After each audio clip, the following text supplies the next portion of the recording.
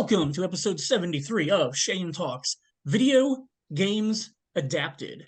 And I've got two guests on here this week with me that are so happy to have them on here. Probably about like 2 years ago, Jason first started pushing to get these guys on here, kept telling me we should do a video game episode so that Sergio and Albert can be on there. We should do a video game episode. And I think at one point I might have asked Sergio, and Sergio was like, nah. So it didn't happen. But during probably about 6 months ago or so, I remember Sergio sent me a text message, and out of the blue was literally like, I've listened to every episode of your podcast. When are you going to do a new one? And it was during our off time of last year. And I was like, I don't know, man. Like someday we'll do another episode. So I kind of credit Sergio here with getting me back into doing the podcast, because getting that text from him was really one of those things where I was like, wow, one person on this planet is asking me when we're going to do another episode. So 2 weeks ago, I ended up finishing the TV series The Last of Us. And when I finished that, it kind of got the video game thing going on in my head. And when that happened, I was like, Jason's been pushing me to get Sergio and Albert on here for like 2 years. Let's see if we can make it happen. I basically texted Sergio and Albert and said, hey, you guys are going to do this. We're going to figure out when we can schedule it for all of us to get on here together. And tonight is that night. So I'm extremely, extremely excited and happy. I've got Jason Mayer on here, as always, the greatest co-host in the history of podcasting. You're welcome for today's episode. Yep. Sergio Avalos and his brother, the Super Avalos brother, Albert. I was trying to put in a very dramatic pause there after the Super Avalos brothers. But yeah, so Sergio, you and I met 23 years ago when I lived out in California. We have somehow managed to stay friends almost as long as Jason and I have. I don't know how you guys have put up with me that long, but Sergio, it's been an absolute blast knowing you this long. Albert, you were pretty young. Let's see, it would have been 2000. How old would you have been in 2000? 14. 14. So you were 14 when I was out there, and I remember you being a menace when your brother and I would try to hang out. You always wanted to hang out with us. But it was a blast, and I'm really glad that, later in life, as Sergio and I reconnected, that you were one of my big video game dudes for a long time. We played a lot of video games together for a long time, and that was a lot of fun. So Sergio got bored with Destiny pretty quickly, but hey, I invested more time into Destiny than any other game because of you. Well, I appreciate it. There's no other game that I've played as much as Destiny. Nice. Well, that's very cool. And I'm very, very happy to have you guys on here, getting to talk with you guys, getting to talk video games with you guys. When we get down to it, one of the things that Jason and I have kind of tried to stray away from on the podcast is going through things in chronological order.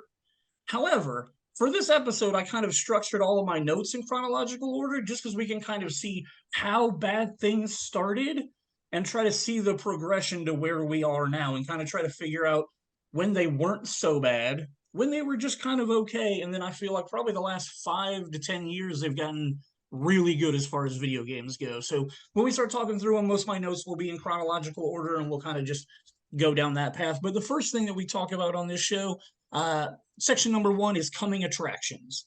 So the question is, what's coming out soon that you guys are really excited for? Sergio, we'll start with you. Well, I'm a huge anime fan. Okay. Right. So there's in April is the new season of anime, and there's a bunch of new animes that are coming back. Jujutsu Kaisen's coming back. There's also a movie for Black Clover coming out.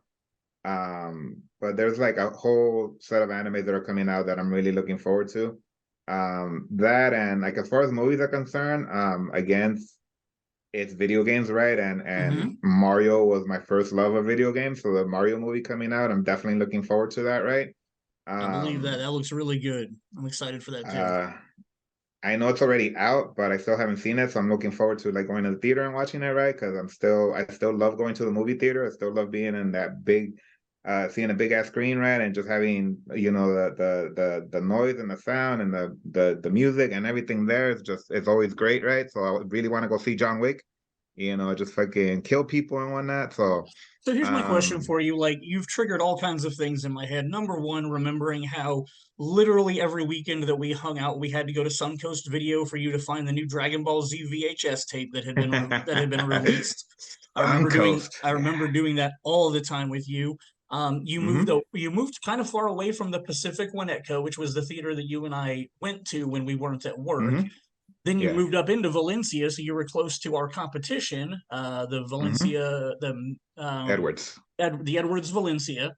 I assume you Mhm. went there quite a bit while you were living in Valencia. Now you've moved even farther away. So do you have a Yeah. new Yeah. theater that you guys go to in what is it? Is it Bakersfield you're in now? No, No, Palmdale, which is Palmdale. about 45 minutes away from Bakersfield, right? Okay. But there's a Cinemark out here. There's like two Okay. Cinemarks. There's one There's that two has like Cinemarks. over Yeah.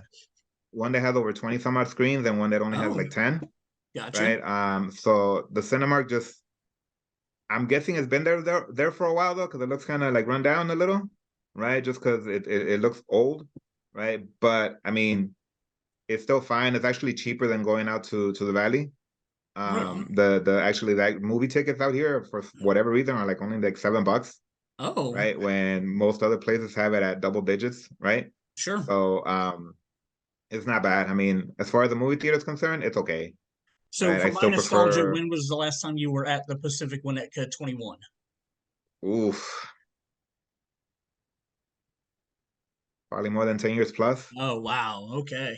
All Right, right. because when we moved out here to Valencia, I did go Mm-hmm. to the Edwards, but I still went out to the Valley, and the one that I actually went out to the most though was the AMC, just Oh, because the okay. AMC had the movie pass, right? Yep. So we only paid $25 a month to watch, like 3 movies a week, right? And that Mm-hmm. was a lot cheaper than just and I don't think Pacific Theaters had anything like that. Gotcha. And so I always used to go to the AMC in Burbank, Do you guys have a right? Regal out So there? Like, is Regal big in California at all? there is Regal Cinemas, but I haven't seen any like close to us. Like Okay. you would actually have to drive out of the way in order to get to it. Even further than like where we were from Valencia to Burbank and whatnot. Well, Like you Regal would took still have over to most drive of the there. man theaters. Oh, Yeah. okay. Yeah. Oh, okay. Well, it's too bad that Yeah. our I mean, man theater got turned into a church a long, long time ago. yeah. And I actually drove by there the other day because I went to Mm-hmm. go service my car. And my car, you remember the auto plaza that was right next to our theaters? Yep. Right? You know how there was a lot of auto centers right there, Oh, and yeah. so like I went to there the other day to Mm-hmm. get my car serviced, and I was like yeah, I remember that spot. Our address was like Yeah, 12345 Cinema Drive. yeah, some shit like that. Yeah. Yeah, yeah, it All was right, definitely Albert. Cinema Drive, and it's just so weird that it says Cinema Drive and there's no cinema. Yeah, it's a church now. Or I mean, is it even still a Mhm. church when you drove by it? Or like, is it still a Yes, it's church? still Okay. Okay. the church is still there. Cool. Well, it still has Albert. the church sign. Who knows if it's still a church or not? Good point. Albert, what you got coming up that you're excited for? Well, I mean, just to stay on topic, Super Mario Bros. Movie. Always, I'm Mm-hmm. very excited to see it. One of the first movies I ever watched was the original one, and I didn't know how bad that was because Hmm. it had Mario in it and it had Mm-hmm. stuff that was supposed to be Goombas. I, I Oh don't yeah, know, we'll but talk about that soon. but that I know how ridiculous it's going to be, but it's still a movie that I look forward to just because I'm like, cool. What else are they gonna throw at us? Is Fast 10? Oh yeah, for sure. 'Cause they long left the car franchise, but it's still it's about family now, so I want to It's about see family. Yes, it family, baby. is. Let's go. So, but that's pretty much it. I'm obviously more into games, so I have like a game coming out every month that I'm into. Nice. Like I feel like I got a list of like I got to play through this before the next one comes out. But as far as movies and stuff like that is concerned, it's Mario movie, and I'm really looking forward to when they drop a trailer or something for the Detective Pikachu movie if it is coming out. Oh yeah, the first one. Whenever we get to that point, I really enjoyed the first one, so we'll talk about that. Jason jumped the family ship a long time ago, but what are you interested in coming up, sir? I am not interested in Fast X. I will go watch it, but it's only because I'd rather hang out with Shane while the ridiculousness happens, so I could be looking at him and saying, "Really, And I'll really? say, So family, you can brother, judge like family. in person, right? Oh my gosh, man." So now, as far as things coming out, um, I wish that there was a Marvel thing that I would be like, I'm so happy, but I'm not. That doesn't happen Guardians 3 anymore. isn't exciting for you? No, No. because Guardians 2 was not very good for me. So it's just blah. James Gunn seems to be a very one-trick pony in most of his movies for me. and I very much disliked his Suicide Squad. It was such a boring, and like it was like, oh, shock, I'm gonna kill somebody and do something shocking, and then I'm gonna have lots of dialogue that's just boring for me. So how excited are you for James Gunn's Superman movie? You asked me that the other day, and I just shook my head at you because I was hoping for a little more feedback this time. Out of everybody that I would have ever picked to do that, he would not be on that list, considering he is so much more of like a he likes his immature dick jokes and fart, like, you know what I mean? Like, it seems like he's very much like a 18, 20-year-old boy stuck in a man's body, which is fine. No, which is fine for what if you're doing certain things. Guardians of the Galaxy, you want to make Star-Lord a silly guy who makes Pollock references and stuff like that. Like, it can work in certain aspects.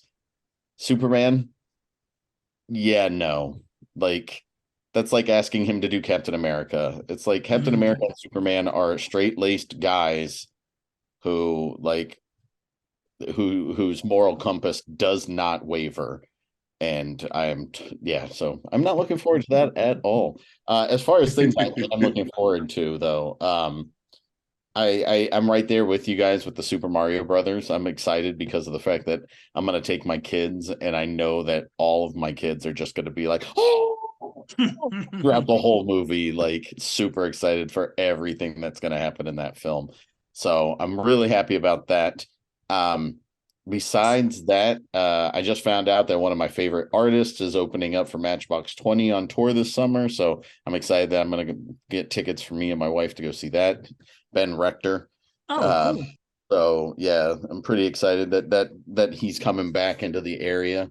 So that's probably the thing that's exciting the most for me.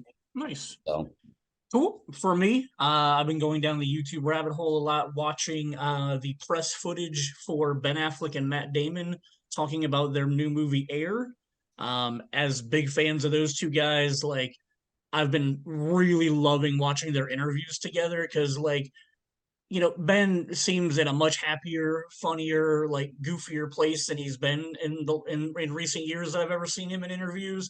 Him with Matt Damon making jokes, being silly, being goofy, talking about making film together and how he's kind of re-got the passion for what for their business and whatnot. Like, that really just makes me excited to see Ben like that. And I always compare the two of them to Jason and I because, way back in the day when Jason and I were making movies, like, they had just come off Good Will Hunting. And so, like, I always kind of compared Jason and I to the two of them. So yeah, a little bit more successful.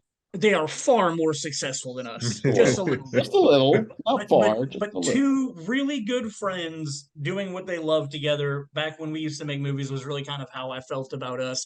And I mean, it's no surprise to anyone who knows me that I am a huge Michael Jordan fan. One of the entire walls of my bedroom growing up was all Michael Jordan posters and stuff like that. It was, directly opposite of the Mariah Carey shrine that was on the other wall. But yeah, so it was Mariah Carey and Michael Jordan were on the walls of my high school bedroom growing up. So and I know Michael Jordan himself to both walls. To both walls. I know Michael Jordan's not in the movie, but the whole fact that it's about Nike, about Michael Jordan, about his dad, and Viola Davis looks awesome playing his mom. I'm really excited for the movie. It's got a great cast, and I'm super. And to make sure that all four of us are on the same page, I am also super excited for the Mario Brothers movie. I think it looks hilarious. I think it's going to be a really fun and good time. But yeah, so second thing we do is called My First Time. I want you to tell me about something you just watched recently. For Jason and I, is usually the last month. If you guys got to go a little bit farther back than a month, that's fine. Something you've watched recently, whether you liked it or not, and just kind of how you felt about it. So Albert, we'll start with you this time, sir. Well, I missed it in theater, so I just recently watched Wakanda Forever. Okay. It just came out on Disney Plus, and I was like, okay, cool, let me give it a shot. And sure. I'm not sad that I missed it in theaters. It didn't seem to have anything too spectacular that was something that I had to watch in theaters, but it was a good story overall. I feel like the best that they could probably do given the fact that they lost their star Sure. and everything that happened throughout the whole COVID era when it was filming and stuff like that. But it was definitely a good movie. I feel like you can't help but just wonder what it would have been like had we not lost Chadwick recently. For sure. So, because I feel like everything about it has changed dramatically, like the whole direction that we're going in the MCU. So, well, and you know what's interesting is you bring that up. I think one of those things where you're like, it's kind of like Dark Knight Rises, right? So like it's one of those moments where it's like, if Heath Ledger hadn't died, was that the story for the third one? Nope. With just everything changed out for Bane and what's her face? yeah. You're shaking your head. No, was that supposed to be something completely different? Well, it wasn't supposed to be Bane. I mean, I don't know if Bane was originally supposed to be in there, but the Joker was supposed to be like the driving force of that third movie. It was supposed to be like the culmination of their going head to head. Like the theory, I don't know if Nolan has ever confirmed this. The theory being that the Joker would be put in Arkham and then would basically do a jailbreak of Arkham to get a whole bunch of chaos and everything going on in the city.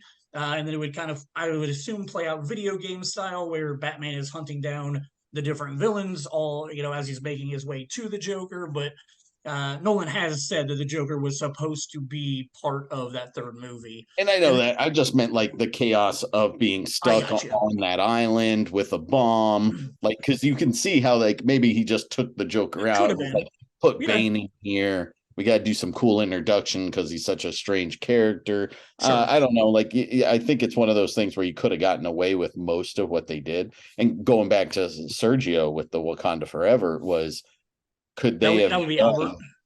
Sorry, Albert. That would be Albert. I know they look alike. I know they're brothers. They look the same. So, but yeah, I think it was because I was looking down at Sergio on my oh, okay, that's fine. Okay. So but yeah, so it makes me wonder if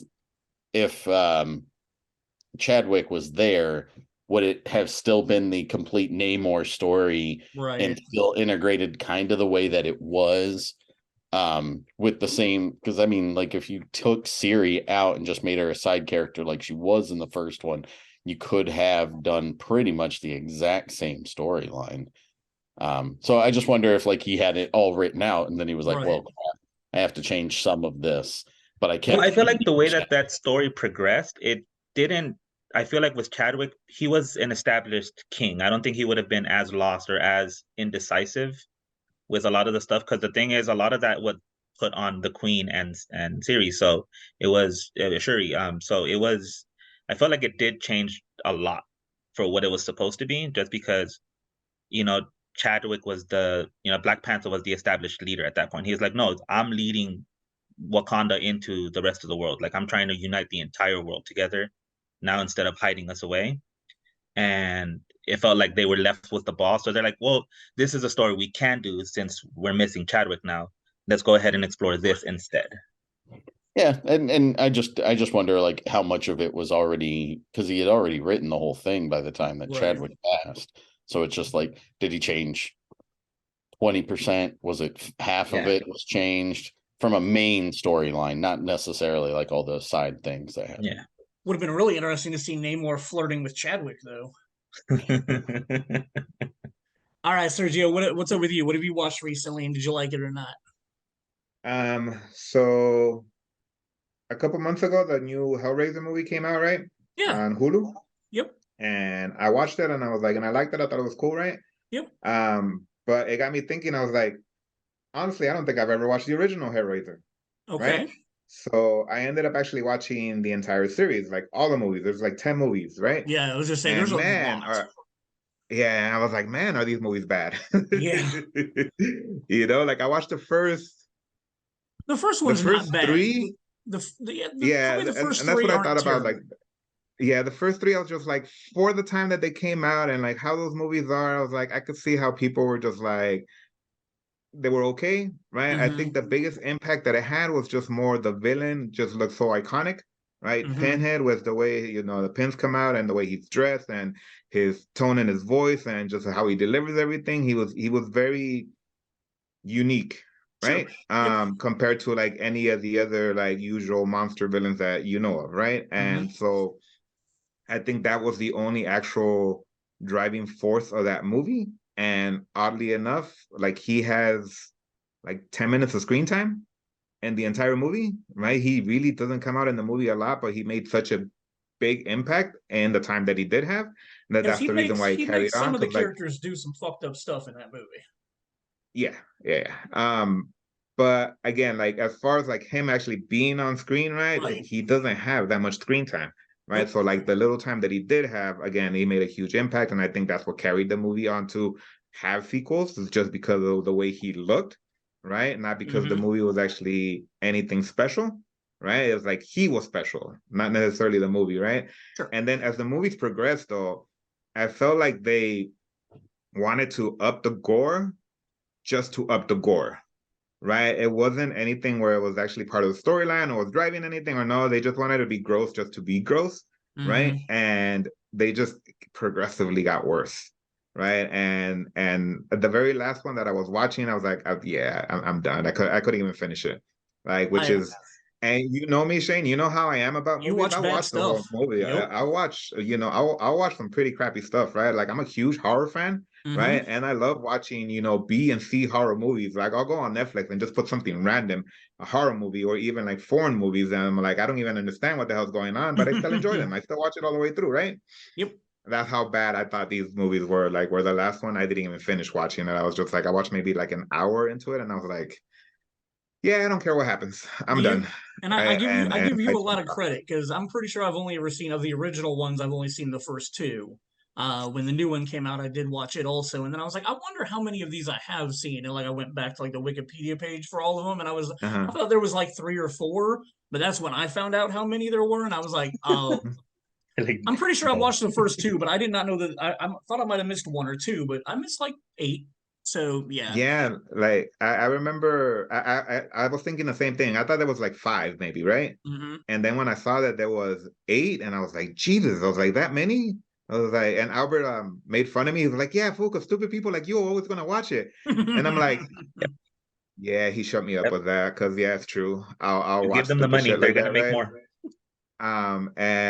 And then I found out there was 2 more after the 8 that I saw, because the first 8 that I saw have the original Pinhead in it. Like the actor that plays Pinhead, he plays Pinhead in all those 8, and there's 2 of them where he doesn't play Pinhead, right? And it was one of those 2 that I couldn't get through. I was just like, because yeah, they had like, again, it was over the top again, to just be over the top when it comes to the gore, and like showing, like it showed somebody having a sandwich of somebody's like liver or some stuff like that. They were just eating like, and I'm just like, why? What purpose does that serve? You get me? And I was like, again, to me, it felt like the purpose of that was just to gross you out, right? And it wasn't anything that I was just like, yeah, I've seen enough of this. I don't need to see this anymore, So yeah, I turned it off. But yeah, that was what I've seen recently, that I was just like, going back to the most recent one, the Hulu one from I think it came out like last October or whatever. How'd you feel about that one? Because I actually kind of enjoyed it. I thought it was okay. Yeah, I enjoyed it. I thought it was okay. And again, that's because I saw that one, it got me thinking, and I was like, oh, I want to go see, because again, I couldn't even remember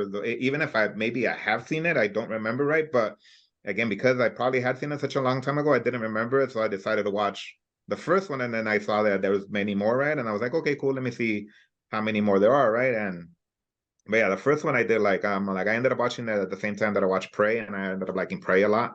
Right? I thought Prey was awesome. Prey's right? Really good.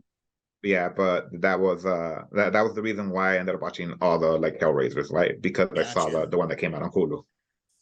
All right, Mr. Mayor, what's your first time?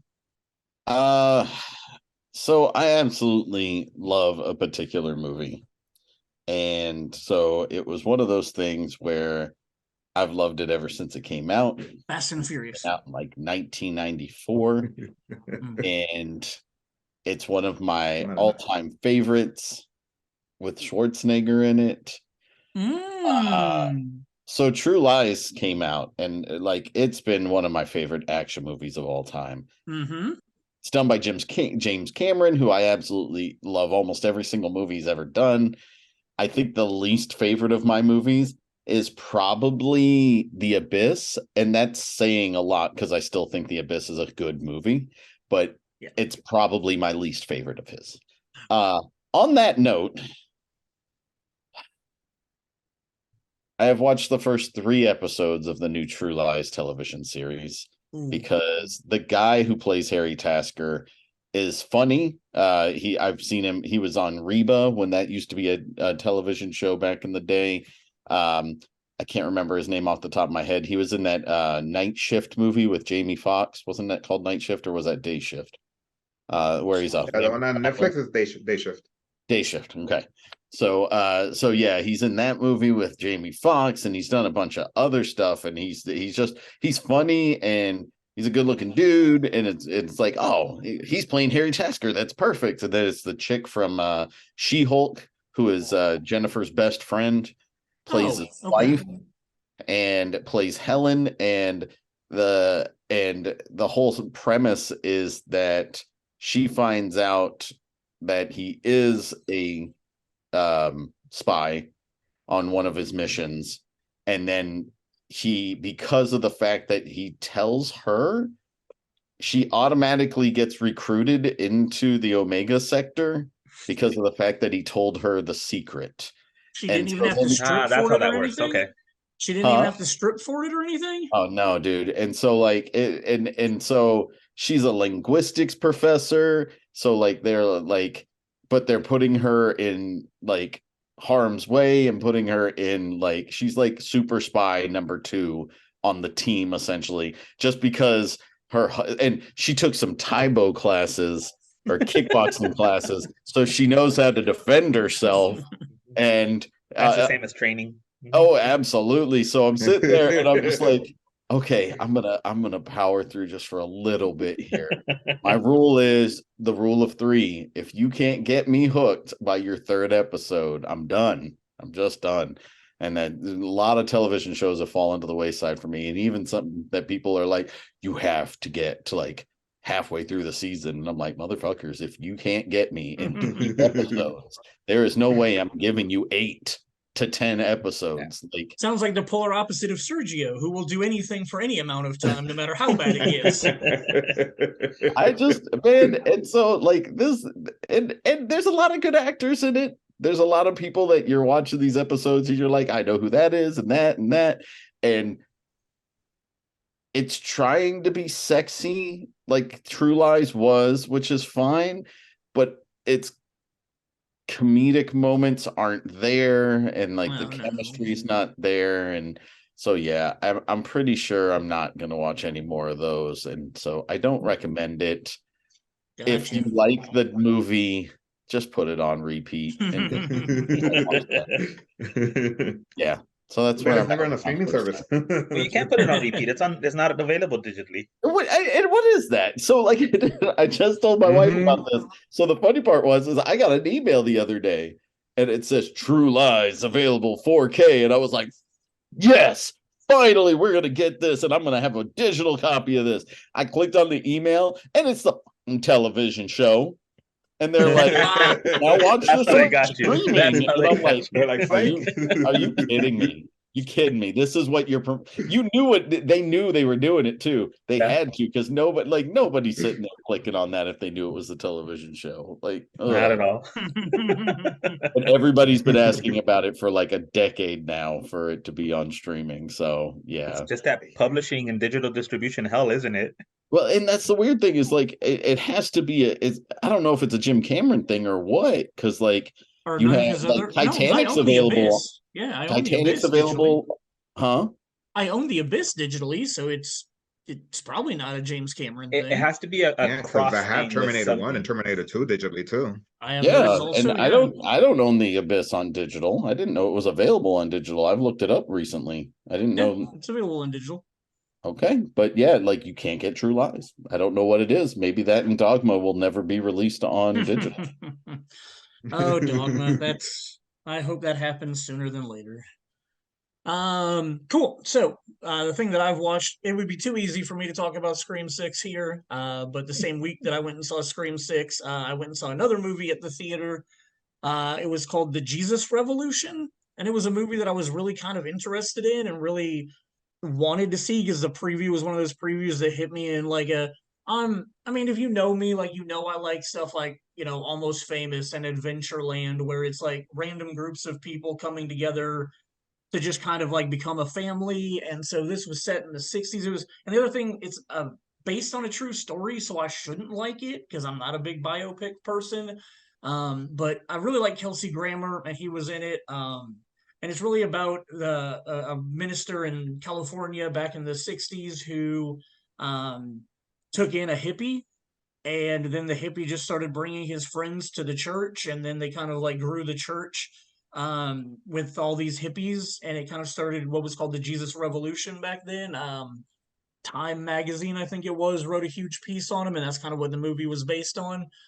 And the movie is good, but it wasn't as good as I had been hoping for. Like, in no way do I think it's a bad movie, but it was your typical biopic movie. When it was over, I looked it up and read about the two guys that were basically the preacher that Kelsey Grammer played and the hippie. Kind of got the real stuff that was going on, and it was different than how it was portrayed in the movie, which is typically why I don't like biopics. But movie itself is fine. Nobody needs to rush out and watch it. Like halfway through, I was like, my parents will probably really like this movie, but like I don't know if anybody else will. So it's okay. Kelsey Grammer is really awesome in it, but they unfortunately do what Jason and I talk about in buddy movies all the time, where like 2/3 of the way through, it's the we don't want to be friends anymore. We don't agree on anything, and like when it happens between those two main characters, you're just kind of like, why is this part of the movie? I mean, I guess it was kind of based on what happened in their real life relationship between the two of them, but it's very blah. Like I liked the movie, but I didn't love the movie as much as I had expected to. So, the Jesus Revolution just kind of like a 2 out of 5 star for me. The acting was good, the story was fine, but just not really, not great at all. I can't find the Abyss on digital, Shane.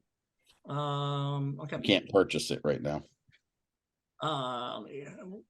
So I'll look this up while we're about to go to halftime. Our new big thing that I love doing on the show. We started it last month. We're going to continue it this month. I'm going to turn over the halftime of our show to Troy. Troy is going to talk a little bit about, so since this episode is coming out April 1st, no joke, it's coming out on April 1st. Womp, womp, womp. We are still in Women's History Month right now. Had I been a better producer, I would have done this segment last month for the March episode, but I didn't. So we are, when we come back from halftime, we're going to talk about our favorite actresses, our Mount Rushmore of actresses that we've enjoyed their careers. When we go over to Troy, Troy's going to talk to us about some of his favorite female directors. So for as in real time, we're wrapping up Women's History Month. This will come out on April 1st, but it is still being recorded during Women's History Month, where we're going to talk about Troy's favorite female directors. And we'll be right back to talk about our favorite female actresses. Thank you, Shane. I am here at our Troy's halftime show, my new favorite part of our podcast that we do every month. And as I said previously, when we come back from break, we're gonna be talking about our favorite actresses, as this is the end of Women's History Month. We're just squeezing this in at the very end to get it into that April episode. And Troy had some female directors that he's a big fan of that he wanted to chat about for this halftime speech. So give it to me, Coach. Yeah, like if you're going to shout out actresses, clearly a very important part of the filmmaking process. I thought for Women's History Month, man, we might want to shout out some of the ladies that are behind the camera. Great idea. Making some of the best movies that have ever been made. Yeah. Bring it on. I know Cocaine Bear was recently directed by I'm drawing a blank on her name, Elizabeth Banks. So definitely female directors making some fun stuff right now. I'm sure in the next Sight and Sound poll that will be part of the canon. But you know, we'll let it marinate, get in 2032 maybe. But yeah, no, I mean, recency bias is what it is, and that's great. But no, I think like we really like there needs to be a deeper appreciation for the fact that like women have been here since the beginning. Like the Lumieres were making train movies, and they were like side by side with like pioneers like Alice Guy Blash, and you know, Like David Lynch doesn't exist without Maya Deren making surrealist movies first in the 40s, taking her independent lens and framing the dream world. So yeah, I just wanted to maybe talk about like my 8 to 10 favorite movies by women directors. This is by no means canon. I am not I'm not really like a historian. I'm not like a women's theory critic or anything like that. These are just movies that I tend to love that are directed by women. And maybe we can talk a little bit about it. Even when we go back and talk about the actresses on the podcast, I preface it by saying these aren't necessarily who we think are the best actresses out there making movies. It's just ones that we enjoy their bodies of work. So no, and I'll hit you with my Mount Rushmore. Nice. Okay. Before I leave, like just to let you know that I have a side of me that does not particularly appreciate art either. Right on. Give me these directors. Let's do it. So yeah, and this is not really in any order. I'm not making any like challenge to these greatness. Just go check them out, see what you think. The first movie I want to talk about is Portrait of a Lady on Fire. It's a French movie released like maybe a couple years ago. Céline Sciamma is the director's name. It is one of the most beautiful movies I've ever seen. It takes place on an island. It is about a painter. It's a period piece. Noémie Merlant is probably the most beautiful woman in the world. I could watch her do anything. And watching her make art is fantastic and wonderful. Sticking with another French movie, get those out of the way early since I know your audience won't really watch them. Cleo from 5 to 7, movie made during the French New Wave by Agnes Varda. It's a movie about a young girl awaiting the results of a cancer test. Oh wow! It takes place from the hours of 5 to 7, and it just kind of follows her around living her life. And it's a really interesting like view of what like something that can seem so mundane, like just your normal daily activities, how your perception of those things can change when you understand like the underlying heaviness of internal situation upon those things. Going to a movie when you're awaiting the results of something that can be life or death takes on a whole new like the meaning of escapism takes on like a whole new meaning when that's your thing. And it's just something that like she turned a really interesting eye to, and it's a beautiful, fantastic movie. Cool. You've given me 2 movies so far that I've never heard of, so I appreciate that. That's kind of what I get when I talk with you. I have never been on this podcast and not mentioned Sofia Coppola, so we'll just get that on the table right now. Do it. Possibly like my favorite movie ever, and definitely my favorite movie ever by a woman director, The Virgin Suicides. Oh, okay. Yeah, I have seen that one, and I agree that's a great film. It's unbelievably beautiful. Mm-hmm. The way that she manages to like keep the girls mysterious, yet also like kind of like intimately chronicling their interior lives is like unbelievable. It's an unbelievable tightrope walk, a walk that her father really botched with The Outsiders, which is a movie that I recently saw, I recently rewatched, and I just was totally blown away by how uninterested he was in the emotions of his character at all. Like it was just played very on the surface, like it's very visceral, and it was like the complete opposite of The Virgin Suicides, which is like lovely and lilting and like personal and just so intimate that if you haven't watched that movie, just stop this podcast, immediately go watch that movie, and then come back and talk to me. Virgin Suicides was released in the greatest year ever for cinema, 1999. We'll just throw that out there real quick. I know you love that year. Yep. And so those are kind of like those are some movies that deal with like femininity and Mhm. kind of your like interiorness of what I would presume is womanhood from my male standpoint. Um, and they're all great, fantastic movies. But they're not all. But you know, women are a varied creature and very interesting, and they also have made some of the best movies ever about men. Right on. And I'll go right on the record right now. My favorite action movie of all time, made by a woman, And that Point is? Break. Point Oh yeah, Break Catherine by Bigelow, Catherine right? Bigelow. Yep. I love everything she does in the movie. Oh yeah. I love the action. I love Patrick Swayze. I love the like rampant like homoeroticism that runs through it. I like the fact that she kind of like turns the camera on the male form the same way that like male directors in the 1980s would on like women Sure. in Or action movies. sure. Like you don't see a scene of Patrick Swayze on the beach without like pecs ripped, sweaty, like Sure. a very like visceral, like, and I'm just kind of like, all right, I see you. I was like, you talk your shit, girl, talk your shit. So I'm really interested in that. Yeah. Aside from just being like the An best movie, amazing film, yes. so good. I mean, there's a point when Patrick Swayze throws a dog at Keanu Reeves. Like that's the greatest chase scene of all time, and he throws a dog at him. It's fucking incredible.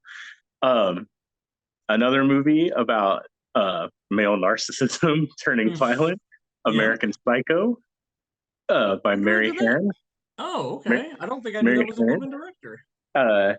She accomplished the minor miracle of adding subtlety to anything with Bret Easton Ellis's name attached. And so she deserves all her flowers just for that. Nice. And then who says women don't know sports? Have you ever seen a movie called Love and Basketball by Oh, yeah, Gina Prince Gina Prince Bythewood. Bythewood? Yes. Oh, phenomenal. I've talked about it many a times how much I love it. Another movie that like understands male ego possibly better than any male directed movie does. Absolutely. Fantastic. The performance that she gets out of Omar Epps Mm-hmm. And is Sanaa Lathan. unbelievable. Well, yeah, I mean, but it's unbelievable. Like we as a society blow any male director that can coax like a great performance out of an actress. I see But your we point. don't like give the same response to like women directors who like get these incredible performances out of like, you know, and so I really want to like give a shout out to what Gina Prince Bythewood did with Omar Epps in that movie. Like Well, and the even best. the scene with Omar Epps and with Dennis Haysbert where they're arguing in the bar, like that scene's just emotionally Oh yeah, amazing. yeah, it's beautiful. Like, but I mean, just the work that she got out of Omar Epps, like, who's a person that I normally like, Mm-hmm. um, because he seems like a great guy and a good hang. Mm-hmm. But I've never been like, this guy can really act, except in Love and Basketball. I look at him and I'm like, oh man, this guy can really act. And then a couple of wild cards. Let's hear them. Clueless by Amy Heckerling. See, here's the thing. I was about like, I don't know if this is going to be your next one, but I was going to bring up Amy Heckerling if you didn't for a different movie that she directed, which is She do Fast Times at Fast Times at Ridgemont Ridgemont High. High. Yeah, Cameron Crowe movie, obviously, so I love it, but I feel like she did a lot of really good things in there that weren't like if it had been directed by a male, I think a lot of things would have been done differently, and I think she handled some things in Fast Times really well. Yeah. But yeah, Clueless, amazing. Clueless is a movie that I mean came out when we were like what, like 15? Like it literally hit every person in our generation. And it was a movie that I really enjoyed at the time. And as I get older, like I find that I find like different things in it all the time. Like the film is very knowing about like kind of the way like the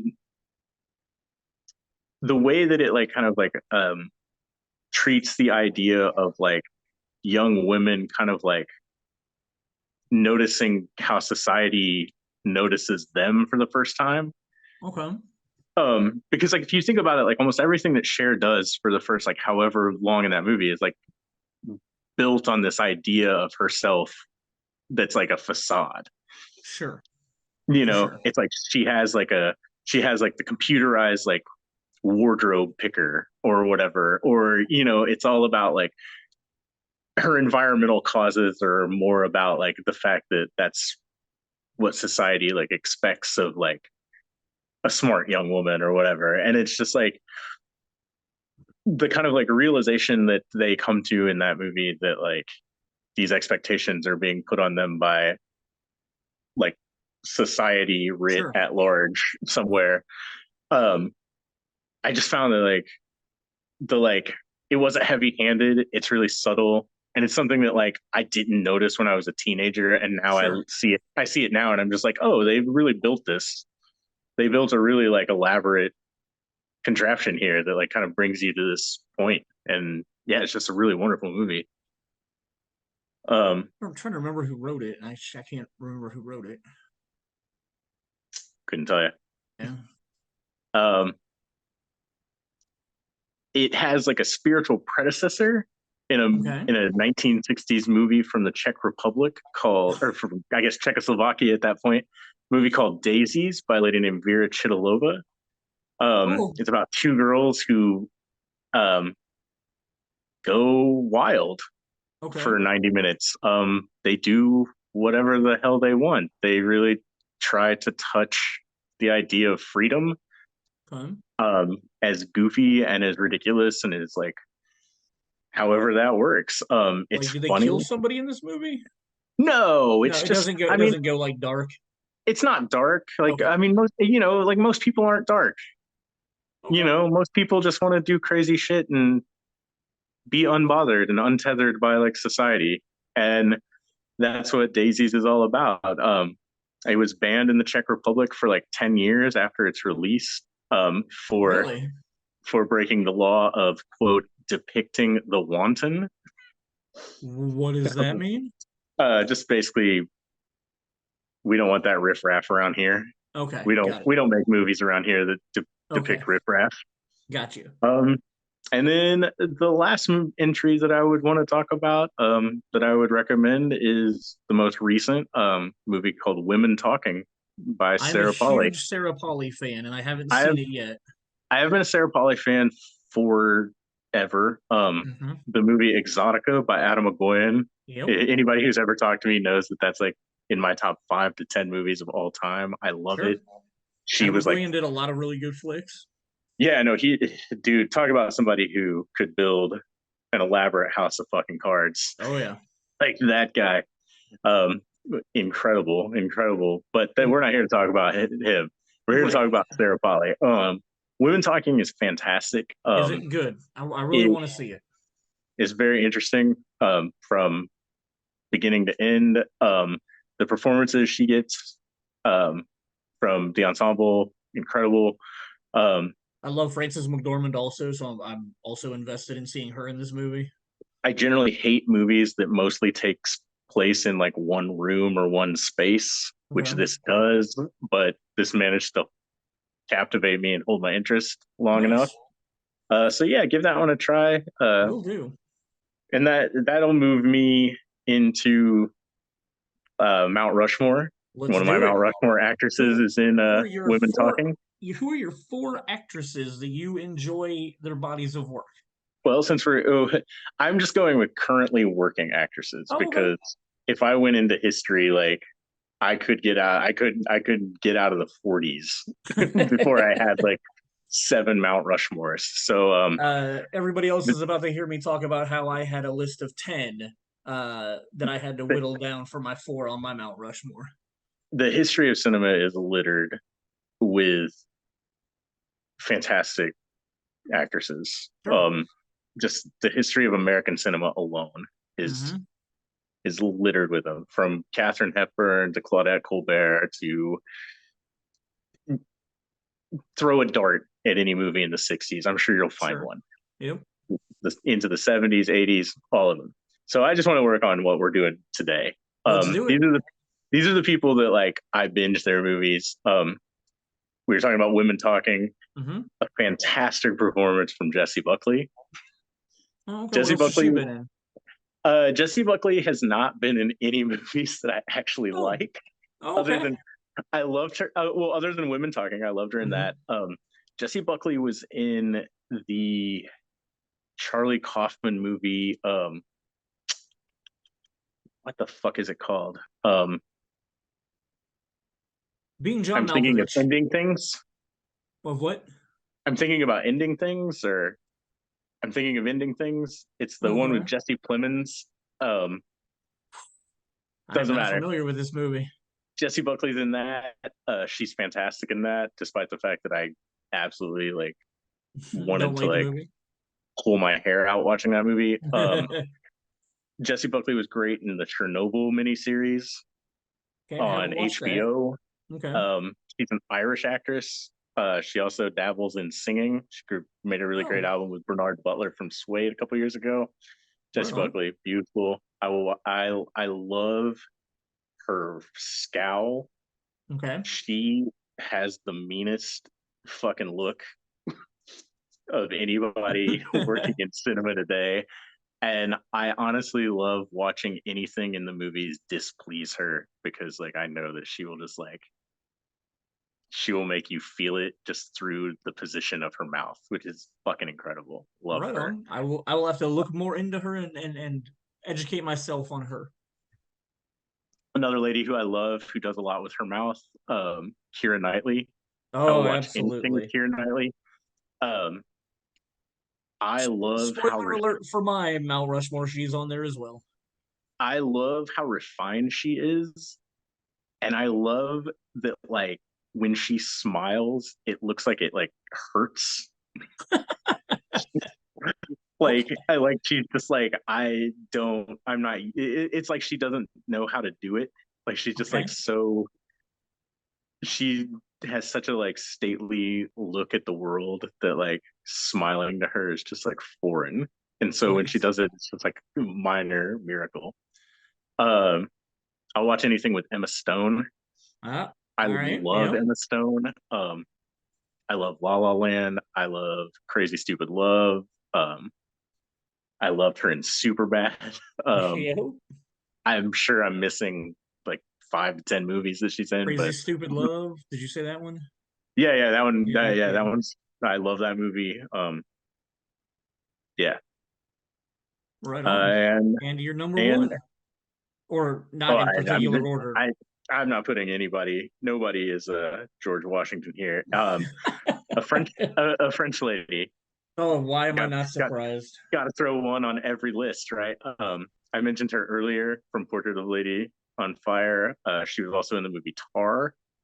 Noemi Merlant. Say that again. Noemi Merlant. Naomi Merlant. I'm not sure. I don't know. Okay. But what I do know is that she is, beyond a shadow of a doubt, the most beautiful woman in the world. Word. And I would watch her watch paint dry. She has the most expressive and incredible eyebrows I've ever seen. Okay. And frankly, I love her whether she is speaking French, whether she is speaking in English, whether she is doing terrible horror movies about babies, anything. I love her. End of story. Those 4 women will get me to the movie theater anytime they're in the movie. I will go watch. That is awesome. All right. You got anything else to wrap up your halftime speech this month? Two things. Everything. If you ever see your boy in the street, holler at me. I love to talk. This month I've been doing a deep dive on Chernobyl. Okay.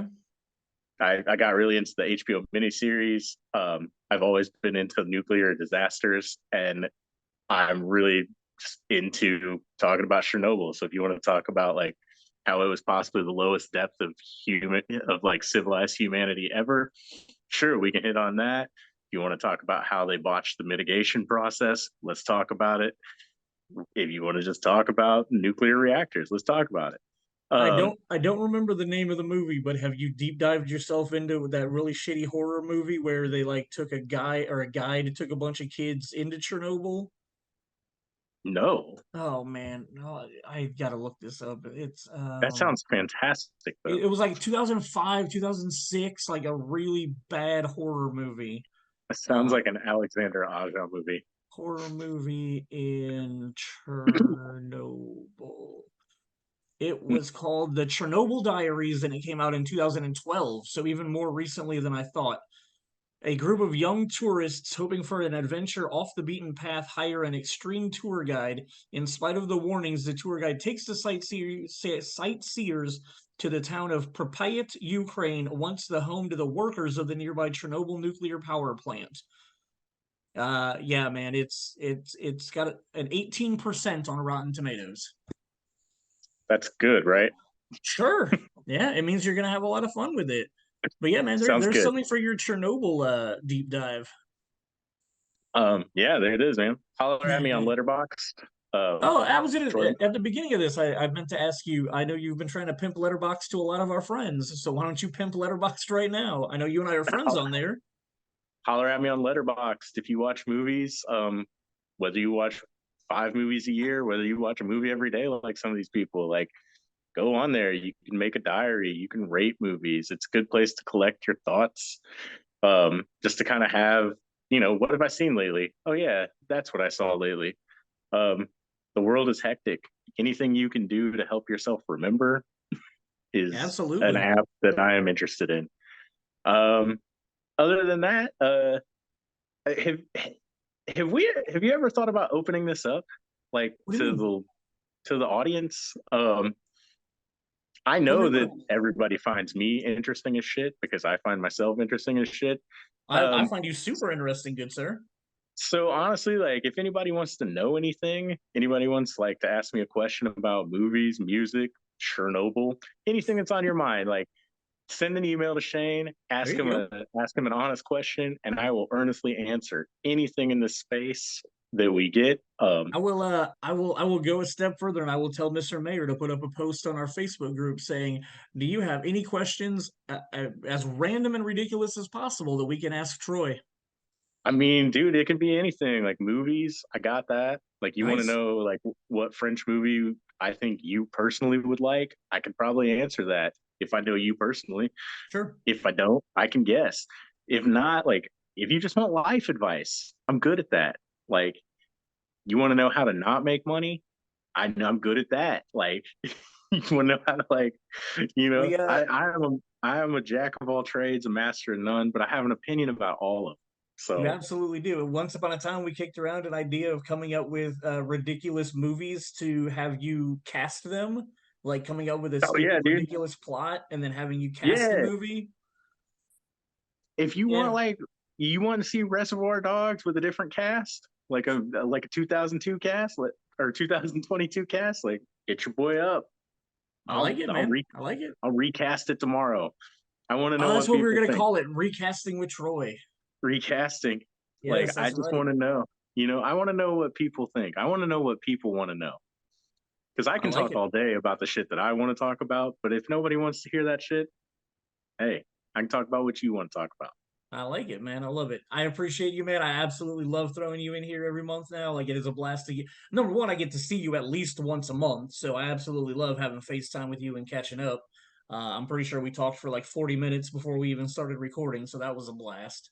Yeah, man. I appreciate you being on here, dude, and I can't wait to see you next month, all right?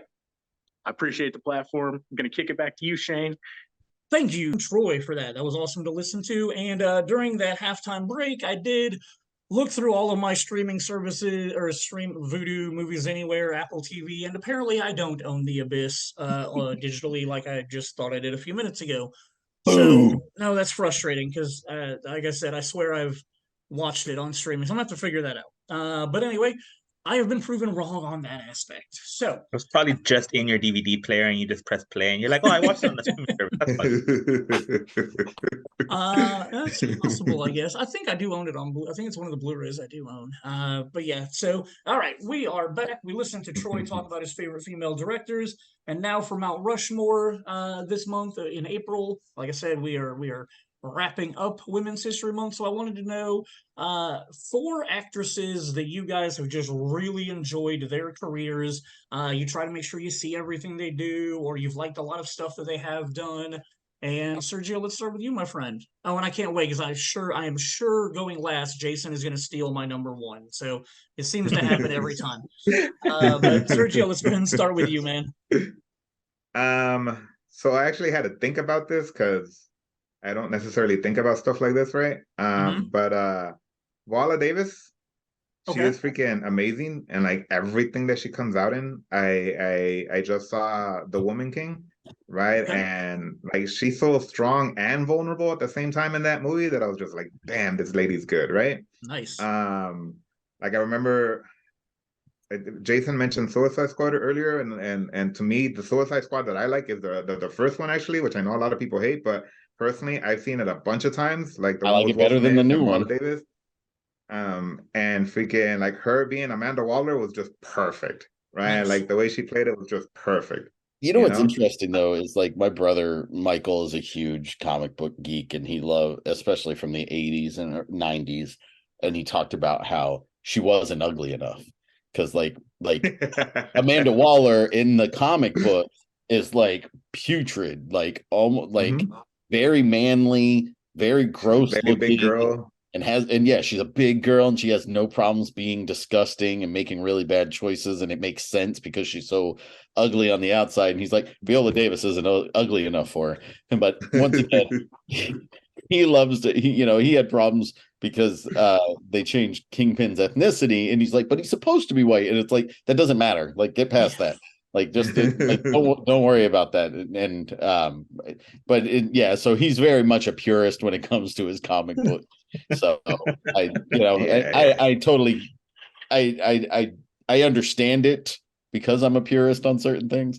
But yeah, as far as Viola Davis, especially in that role, she kind of killed it. So yeah, I think she's like the first time that I saw her was in How to Get Away with Murder. I don't know if you guys ever saw that show, right? And she was just amazing in that show too, right? And then like she made the move from being on television to being on the big screen. And again, I feel like everything that she's come out and she's freaking great in, right? Again, I'm more of an action guy as far as movies are concerned, right? So Angelina Jolie, right? I love like most of the action movies that she's been in, right? Like Wanted, Mr. and Mrs. Smith, Tomb Raider, and my favorite one was her in it is Salt. Like I'm very like it sucks to me that like that character hasn't had more movies. That we haven't had more of that character. Yeah, she to me she's very much like a female like James Bond and whatnot. She's very good at being the secret agent and being able to infiltrate and whatnot. And I thought that was such a great movie. It was like, to me, that's one of my favorite action movies, right? Because she's so good in it. She was definitely on my original list of 10 when I sat down to do this. I came up with 10 names and I had to whittle it down to 4. She made it very far because I'm a huge Gone in 60 Seconds fan. So her and Gone in 60 Seconds too. And I awesome. loved her in like Girl Interrupted and Hackers and like a lot of her older stuff. I'm a huge fan. Very very big Angelina Jolie fan, and it was very rough cutting her from my list.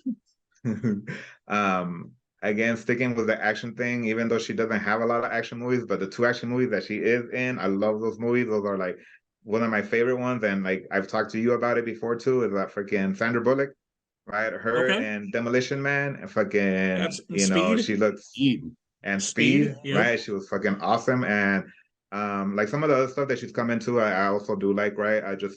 I'm not very big on like romantic comedies or stuff like that, right? But I'm like, I did like her a lot in, Miss Congeniality. I thought those movies were hilarious, right? Well, the Lake House like, was good with her and Keanu. And then 28 Days was good when she was the alcoholic. Like, I'm like, the last movie that came out was was the last movie she came out in was The Lost City, right? I thought it was freaking. I thought it was that was a lot hilarious. of I ended fun. up liking it Yeah. a lot, you know, with Channing Tatum and whatnot. Yep. Right. So And I like Brad her Pitt. a lot too. Yeah, Brad Pitt. Yeah. And actually the one that Jason has up on this thing, Mila Jokovic. Right. Oh, nice. Like I Right love the on. Resident Evil movies. Right. She came out in one of the movies that I think most people forget about because it was not exactly a good movie, but I still loved it. Not necessarily because she was in it, but because I love the story, right? With Three Musketeers. The Ooh, Musketeer. yeah. Right? The Like she came out Musketeer. in The that one, Musketeer, yeah. yeah, it was The Musketeer, right? And Yeah. and you know, and most of the stuff, like she came out in a video game, another video game movie was freaking Monster Hunter, right? Okay. Again, the game that I told you I've just been playing a lot of, right? She came out on that one too, and so she has a lot of action flicks that she's kind of been shoehorned into that type of role. But again, that's the type of stuff that I love, right? So She like was also she's awesome. she was also Lilu in The Fifth Element, and if anybody needs to Fifth be ever Element, told yeah. anything about The Fifth Element, just find my friend Ben Grigsby and ask him anything you want to about The Fifth Element, because it's the only movie he knows everything about. It's a good What is movie. it? The Multipass. Multipass. Lilo Dallas Multipass. Nice. Well, that is You know, a very good. It's a very those good would list be you my got there, sir. four. Nice. Mm-hmm. Albert, it's your turn, man. What are your four? Well, obviously, I grew up with this fucker here, so I have a lot of the same experiences. I've seen a lot of the same movies, so Sure. you share two of them. Okay. Angelina Jolie. Oh, yep. Yep. I mean, she's gorgeous and Yep. action heavy. She's not afraid to get in there. It looks like so.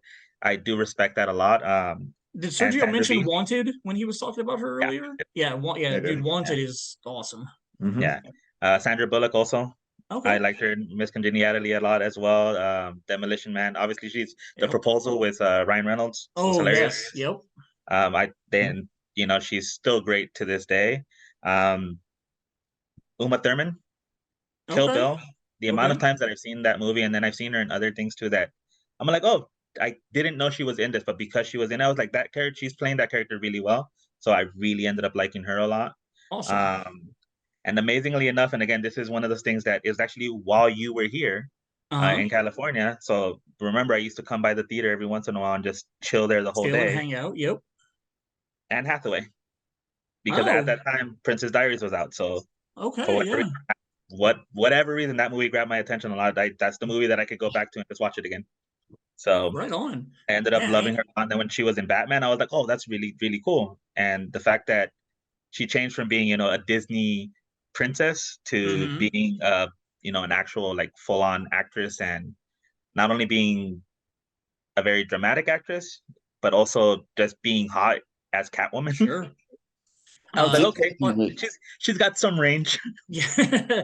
On her dramatic side, one of my favorite books that I've ever read is a book called One Day, and the movie adaptation was with her and Jim Sturgis. Okay. It stayed fairly true to the book enough that I really enjoyed the way they did the movie. So she was amazing in that film, but it's a rom-com, Sergio, so I don't think you would like it. Yeah, I probably won't watch it. No. Mr. Mayor, what is your Mount Rushmore? Oh, so this is one of those tough ones, right? Because you just keep going back and forth, and you're like, there's so many people, like when you grew up watching movies, like who you're like, oh, she's so hot. And so she didn't honestly do a whole lot of movies. Okay. But I think Carrie Fisher has to be on that list for me. And it's just because of Return of the Jedi. Your princess? You can't deny, yeah. She was everybody's first princess. Yeah, so I'm gonna say Carrie Fisher. I like that. She was, and you know, even when she's in Blues Brothers, she's entertaining. And then some of her writing was really good too. Like Postcards from the Edge, I think was something that she wrote at one point. So like I don't know, there's something about her that, and it's probably just because of the, you know. But doesn't hurt also that she's hilarious? I mean, her and Jane Silent Bob Strike Back, she was great. Absolutely. She's willing to poke that fun. That's just awesome. Or Scream 3 when she pokes her fun at herself. Like she, you know, no matter how bad the movie is, at least we got to somewhat enjoy that moment. I still remember one of the Indiana Comic Cons that I had gone to, and I was walking around and I saw these two guys that were just like covered in glitter all over their shirts. And I'm like, what are these guys doing? Like, what's going on with this? And then about like a half hour later, I'm walking around and I'm walking past Carrie Fisher while she's signing stuff. And after she gets done signing stuff and hands whatever she signed back to the person, she takes a handful of glitter and threw it on the person that she had just signed the stuff for. That was apparently her shtick when she was doing That's signings, great. was glitter bombing you after you got her autograph. So I always just remember that. It was really cool. You know what? I got to go back because the you saying Anne Hathaway, Albert, like cracks me up because no matter what I do, no matter what I see her in, every time her name comes up or I see her, I immediately go to the scene in the car from Brokeback Mountain. Every time, every single time, without fail. It's just like programmed in my brain that when I see her or hear her name, that's what comes right in. And It like, lives in your head rent free, huh? oh darn, such a Oh, shit. yeah. But yeah, so on a side note, Emma Stone, Oh, okay. For sure. I absolutely love and adore her. She does whatever she does, she has grace. She actually has a whole lot of range. To see her in something like Super Bad or Easy A, and then to see her flip it around and do more dramatic roles. What's the Steve Carell movie?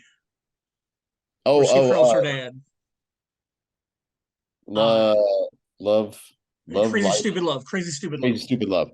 Absolutely. Like Yep. she and I don't know, like that whole she's just adorable. Like, and on the same level like Anne Hathaway, because you can see Anne Hathaway doing the funny stuff, and then she goes and does Les Mis where she's cutting off her hair because she has to be a whore. So like it's so strange. But and then my main crush right now in movies for some strange reason is Rebecca Ferguson. Like, that woman could do whatever she wanted to, and I'd probably go watch it. Dude, her and Dr. Sleep, she was actually my number 5 that I knocked off yesterday. But her and Dr. Sleep is like, she was amazing. Absolutely gorgeous in that film. And you know what's weird is like, so Shane and I watched that movie together, and we were watching it as somebody else was watching it in a different auditorium, and that person was watching it with his girlfriend at the time, and he made a noise when she did something, and the girlfriend turned and looked at him and said, "Really, is that what I have to do? I have to kill kids in front of you to make you get that excited?" But oh man, yeah, she's got a sexiness about her that's like very untouchable, and she is off Kate Winslet or Kate Beckett or Beckinsale. Oh my God, Beckinsale. There you go. There you go. You'll get there. I was like going through all those Kate. There's a lot of Kates. She's knocked off Kate Beckinsale for me because it's like when I hear her, especially when she speaks with her accent, I'm done. I'm just done. And then my last, this is really tough because it's like I don't know if I want to go with movies or if I want to go with TV shows. So like if I was I'm back and forth on this, but I really do enjoy almost anything Sarah Michelle Gellar's in. My number 1 is Safe. All right. And it's just been that way since my crush on her with Buffy the Vampire Slayer. So like, yeah, pretty much anything she's in, and she's not even the greatest actress by any stretch of the imagination. But yeah, anytime she's on screen, I'm devoted. Well, and again, when I sent this topic to you and said this is what we're going to do for our Mount Rushmore, it wasn't about who you think is the best actress. It's who you've enjoyed the most. So it completely falls into all of that. For me, I'm going to say my number 5. She barely missed, and it's Sigourney Weaver, just because of how awesome she's and everything that she's in. Comedic moments like Working Girl, Galaxy Quest, but then also the action movie. Onward. So yeah, she barely missed out, and she was my. Do I stay with film or do I go with TV? And Sarah Michelle Gellar definitely won out for that. So I mean, I know Simply Irresistible is one of your all-time favorite Sarah Michelle Gellar movies, so you're fine. So bad.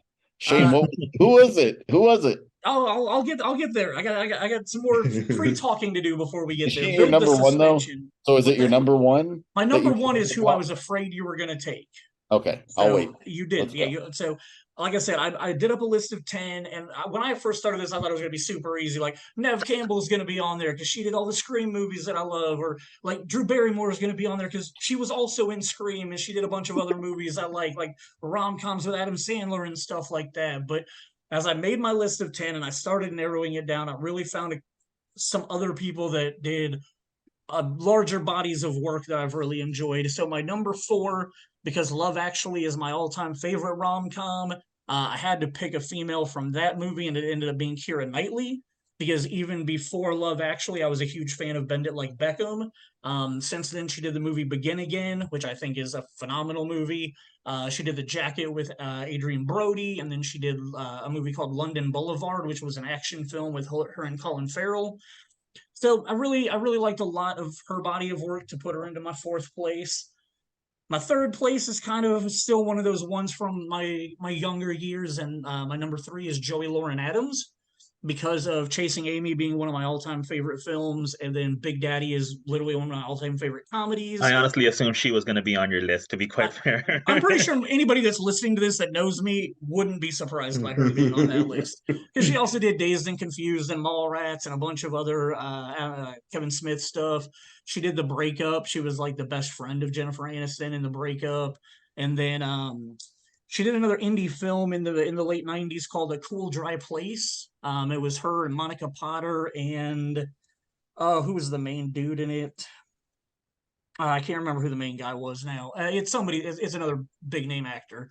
But like Monica Potter had played his wife, and she ran away. So then a couple of years later, he starts dating Joey Lauren Adams, and then all of a sudden, Monica Potter comes back into his life, and Vince Vaughn. Thank you. So it's one of those late 90s Miramax movies. Like, it's very like paint by number by what they were doing for their art house stuff at that time. But I really enjoyed her in that. My number 2, which I'm happy and surprised nobody mentioned her, is Rosario Dawson, specifically from Clerks 2 and Rent, two movies that I really enjoy. She was one of those actresses. Her and my number 1 are both weird because they were both in movies that I saw before I knew who they were. Because Rosario Dawson did Kids, which obviously I watched in the mid 90s before like she became really big and whatnot. It was her first movie, but until she was way famous later, and all of a sudden I was like, oh, she was in Kids? That's cool. So she did that. She was in Light It Up. She was in, what else have I written down? A movie called Down to You that was a Freddie Prinze Jr., Julia Stiles movie. Julia Stiles was one that was tough to cut off this list, but when I started looking I remember you liking her a lot. I liked her a lot. Save the Last Dance was on repeat for this kid. It was. So Julia Stiles was very hard for me to cut from this list, but she did. Rosario Dawson made it though. But then she's been Ahsoka Tano in multiple different Star Wars things. She was Claire in multiple different Netflix Marvel shows. So she's just done a lot of stuff that I really liked. Sin City and Death Proof. She did Alexander. I may have seen that once. I don't remember that one. So my number 1, and who I was afraid Jason was going to steal from me. I'm shocked and surprised that this time none of my top 4 got stolen from me at all. My number 1 is Anna Kendrick, because Anna Kendrick did Camp, which was a movie I saw at Castleton Arts. Or no, it's not Camp. Center Stage. Sorry, Center Stage. No. You were right. Camp? Okay. Who was in Center Stage that? Like nobody. No. Okay. So she was in. Zoe Saldana is in Center Stage. So she was in a movie called Anna Kendrick was in a movie called Camp that I saw at Castleton Arts when I literally had no idea who she was. She was like 12, 13 years old. Yeah. So knowing that I saw that years before I ever knew who she was, it much like Rosario Dawson, it was like, oh, I didn't realize she'd been around for so long. But I mean, like Pitch Perfect is obviously amazing. Up in the Air is one of my favorite films of all time, and I think her and George Clooney together just kill that movie. Drinking Buddies was a movie that she did that I think is really good. She was in the adaptation of The Last 5 Years, which Jason introduced me to that during my first divorce, and I absolutely loved that musical. Mike and Dave Need Wedding Dates. Mr. Right with Rockwell. Sam Rockwell, thank you. I'm a huge Rockwell fan, so Mr. Right was a really fun movie. Scott Pilgrim. She did an indie movie called Table 19 that was it had like Lisa Kudrow in it. Stephen Merchant was in it. It's got a whole bunch of like random like sidekick characters that you know. They all go to the same wedding and they're all at table 19, but they're all like exes or not really friends of the people that are getting married. So they all got put at the same table. So they just kind of like go off on an adventure together at this wedding. Not a great movie, but it was kind of fun. It was enjoyable. And then she did a Christmas movie called Noelle, and I mean, you do a Christmas movie, you're in my book for good. So, Hey, you didn't even list The Accountant for her. She was fantastic. Yeah, she was yeah, great she in The was in Accountant. the. I Oh, I loved her forgot in about the that. accountant. Yep, she was very good in that. Good point. I So think quirky. I think they're doing a sequel to the accountant. I heard. They've been talking about it for Yeah, years. I haven't yeah. seen if it got actually greenlit I or hope not. so. Oh, okay, Yeah. that would be cool. Do we need one? No. Come No, on, yeah. he's pretty badass. And we If don't we need can get 10 Hellraisers, we can get a second accountant, okay? I mean, because you got to think the second accountant is going to be Ben Affleck and his brother just going off and murdering people together. So you've got the Punisher and Ben Affleck just killing people. I'm all in for that. Exactly. Like, do you really need more than that? Like, okay, we need a story. No, you don't. Just point them in the direction and have them go. Okay, we're good. Exactly. All right, guys. So that's my four. That was great lists there from everybody. And now the main feature presentation, the reason we all got together, the thing that Jason has been pushing for 2 years that we finally made happen. Like I said earlier, I recently finished the Last of Us TV series. I've never played the game before in my life, and I absolutely loved the show. My buddy Garrett, who is a diehard Last of Us fan, was very happy with the show, said it did a very good job of staying very close to the game.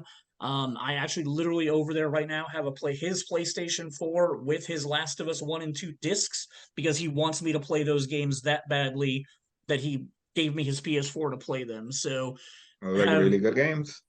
I was going to ask you guys, what's your opinion on the games, and have you watched the show to know how you feel about it?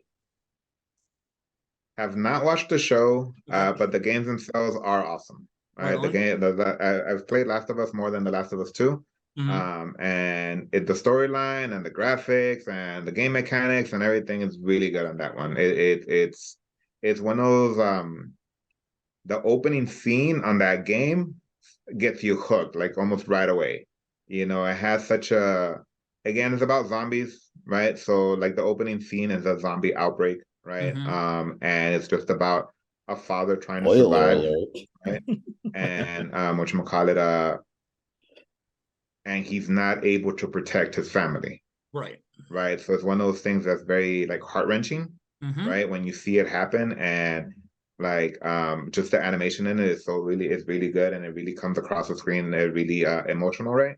And so like from that moment on, it just gets you hooked, and so like you do care about the main character right off the beginning, Right you know, on. and you do want to see him succeed. And he has this throughout the entire game, right? He has to make a choice whether he wants to save humanity or he wants to save who he cares about, right? Right. And so like and the game just what you have to go through in the game in order for him to come to the conclusion that he comes into, right? It keeps you invested in the whole story, right?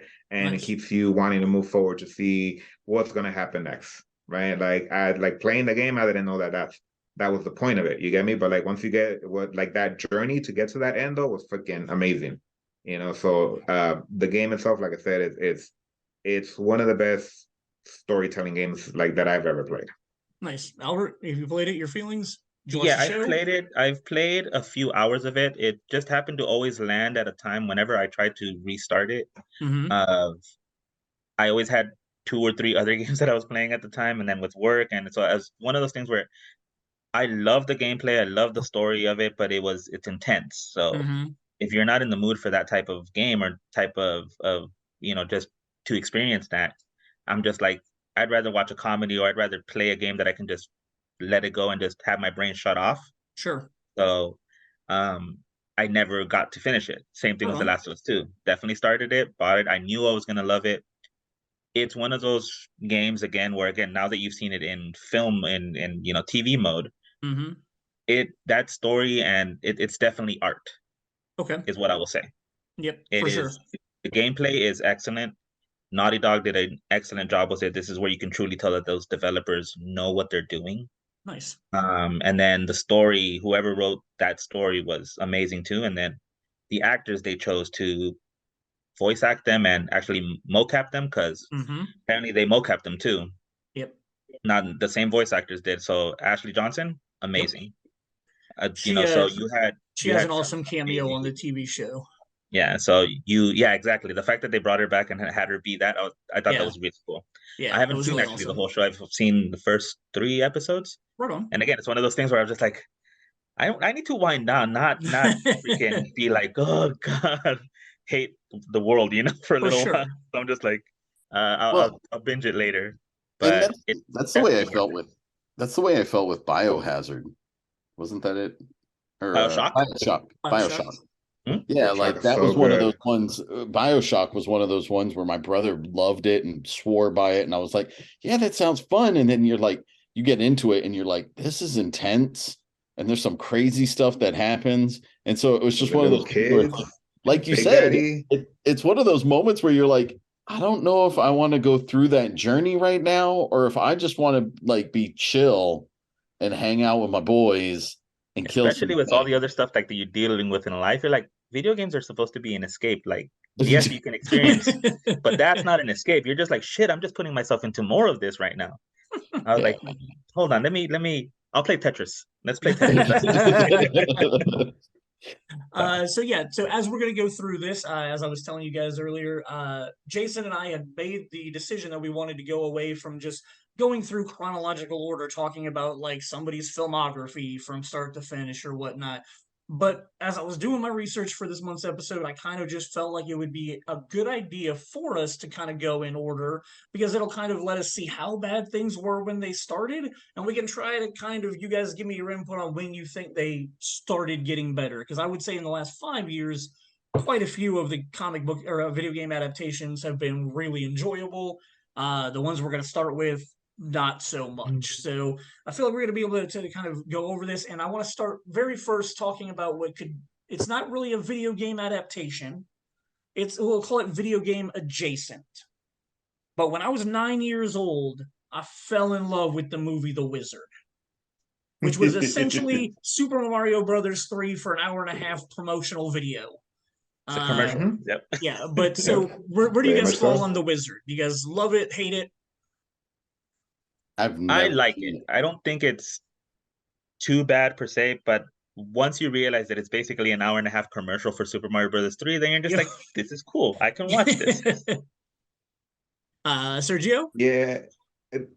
It was such a long time ago that I'm having a hard time remembering the movie. Like I do remember watching it, right? And I do remember that, it was pretty much a commercial, right? But I don't remember just keep your power glove off of her, okay? Right? Again, I was a kid when I watched it, so I'm sure I enjoyed it.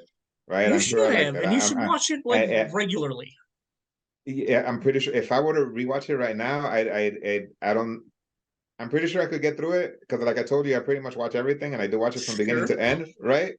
I'm not necessarily sure that I would pay attention to it the entire way through, though, right? It was just like everything that we have nowadays, like I could easily get distracted. The whole thing about it was when it came out, nobody knew that Super Mario Brothers 3 was going to happen. I mean, I'm sorry, there were probably people who did, but with the internet not being the way the internet was, it was much more. The U.S. didn't know. Right, the U.S. didn't know. So when that movie came out, and the crazy thing about it is I was living in Germany when I went and saw the movie. Like, I saw it at the airbase that we were staying at in Germany, but I had no idea that Mario Brothers 3 was coming out. I loved the first and the second ones. Like, I was a Nintendo guy. Like, my dad was a Tetris guy, but like, the Mario Brothers were my thing. So I'm watching that movie and I'm like, oh, it's a fun, like, Nintendo movie. They're playing Ninja Turtles. I have that game. Oh, they're playing Ninja Gaiden. I have that game. And then it comes to the end where they have the big competition, and all of a sudden, like, Super Mario Brothers 3 pops up on the screen, and I was just like, what is this? I have never heard of this before. And for the last 20 minutes of the movie, it's a commercial for Super Mario Brothers 3. And it worked because literally we left the movie theater, and the next day we went to the You gotta PX buy and it. we Oh pre-ordered yeah, like Mario You Brothers you 3. you immediately ask your parents, "Can I like need that game? Look, it's up on the yeah, like screen. That means it's coming out. I know it's coming out." as Yep. soon as you see them playing the game, you're like, what the hell is that? And I was like, oh, I want to fly like he's flying, and He's got a raccoon as soon as I suit. saw, exactly, and I was like, what the hell is this? What do you mean he's gonna get on the leaf, and then that's gonna make him grow a tail? What? But yeah, like I do remember watching that, and I was like, okay, cool. It got me hyped for the game, right? Pre-game. Again, we've been playing video games since Albert was born. We already had a game system, right? And it was one of those things that I know, like, Albert hated the fact that he had to ask us for the controller, right? Because we were always playing, right? And it was one Third of those in things where line, like, so I nah, had to fool, ask, like, wait okay? your turn. It's like, I haven't Jason, died you're yet. Shut youngest up. in your house. Can you relate to that? No, Okay. I started gaming with an Atari. Okay. We had a television and Atari, and then my parents refused to get us a Nintendo.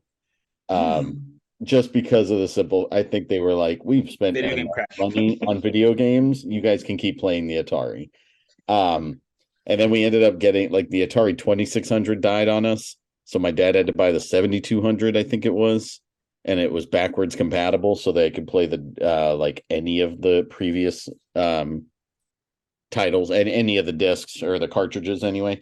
But yeah, so like my dad like specifically was like, no, we're buying the 7200 because it can play the 2600 games and anything else that comes out. And and you're a kid, especially growing, like, never knew that my parents were not well off, like didn't think anything of that, right? When you're young, you don't think of that stuff. I don't know how they afforded the things that they got us considering the situations they were in. But then my brother Dave moved out of the house and he ended up buying a Nintendo. And so by the time when he moved back in, we started playing video games a lot more. Nice. I bugged and begged my grandparents for a Super Nintendo. It was my birthday Christmas present. And like it was the $100 version that only had like no game and one controller. And so like I was like, hey, we can play, but you gotta bring your own controller. And it's like kind of lame. Luckily, we're not in that situation anymore, and I can buy my own video games and extra controllers as I need to. But yeah, it was definitely a trip back then. So all right, so as we start going through the actual real movies, we're kind of doing the live action stuff. I know there was a lot of Nintendo cartoons. I know there was Mario cartoons and Zelda cartoons and Captain N and Mega Man cartoons. Wait. You just brought up Captain N. Have you even watched the DVDs that I gave you? I have. I mean, you bought those DVDs for me in like 2004. I'm pretty sure I've actually watched those. I've put one disc in and I played it one time. There was a lot of drinking that night, so he doesn't remember. Pretty much. But he can't say that he put them in there. Yeah. I do know I attempted to I know I put it in, but I don't know if I ever got it pulled out. Sorry. But yeah, so that's why Captain N was on my mind, because I do remember you getting that for me as a birthday or Christmas present many moons ago. And like I said, I do remember one time putting it in, and I just don't remember really actually watching it. I still have it though. It's in a box. Yeah, I'm hanging up right now. I don't believe it. I feel like I've done way worse stuff than not watch Captain N to get you to want to end our friendship. Correct me if I am wrong. The first live action video game movie ever was the 1993 Super Mario Brothers. As far as I know. Like I could not find anything older than that was a live action movie based on a video game. You might be right, but I think wasn't Double Dragon before then? Double Dragon would be. It's not on my list, but I would say Double Dragon would be like 94, 95. Let's find out. I Because it still had a wonder very 80s vibe to it. I wonder why Double Dragon is not on my list. I should have thought of that one. But yeah, so I believe that Super Mario It's 94, Bros. yeah. It's 94. Okay, yeah. I knew it was right around that same time because, like, for years, we literally got a video game adaptation every year. I mean, pretty much since 1993. Like, we'll go through them, but, like, we got one almost every year. 93 was Super Mario Brothers, which we all can agree was absolutely terrible. But Jason, don't your kids like it? One of my One of your sons. likes it. And he would put it on so often that when he put it on, everybody else would leave the room because it's that bad of a Fair. and he Unfortunately, I liked can to say watch fair. it that much. So, yeah. I never got that sequel. Oh. No, they never. Here's I've thrown this idea out at Jason and he hates it, but I really want this to happen at the end of this Mario Brothers movie. So you know how at the end of the Lego movie you like all of a sudden realize that like they're little Legos that real life people have been playing with? Mm-hmm. What if at the end of the Super Mario Brothers movie they go through the portal that takes them back to their real world and it's a CGI Bob Hoskins and John Leguizamo when they come out? And like I think that would be perfect. Like it would be a great way to connect it back with the original movie. Jason does not like this idea at all. They would never agree to it, sir. Yeah, None probably of them would ever agree to it. They prefer to think that never existed, okay? So is there anything redeemable about that movie? Negative. It had Super Mario in the name. That's about the only redeeming quality of it.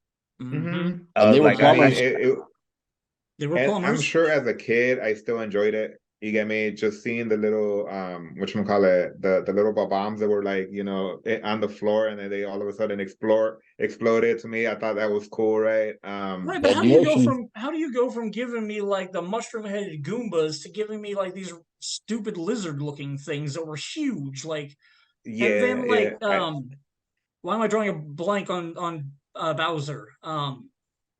Yeah. Dennis Hopkins. Dennis Hopper. Yeah, like, yeah. Hopper. Dennis Hopper. Absolutely terrible. Garbage. Like, Yeah, oh yeah.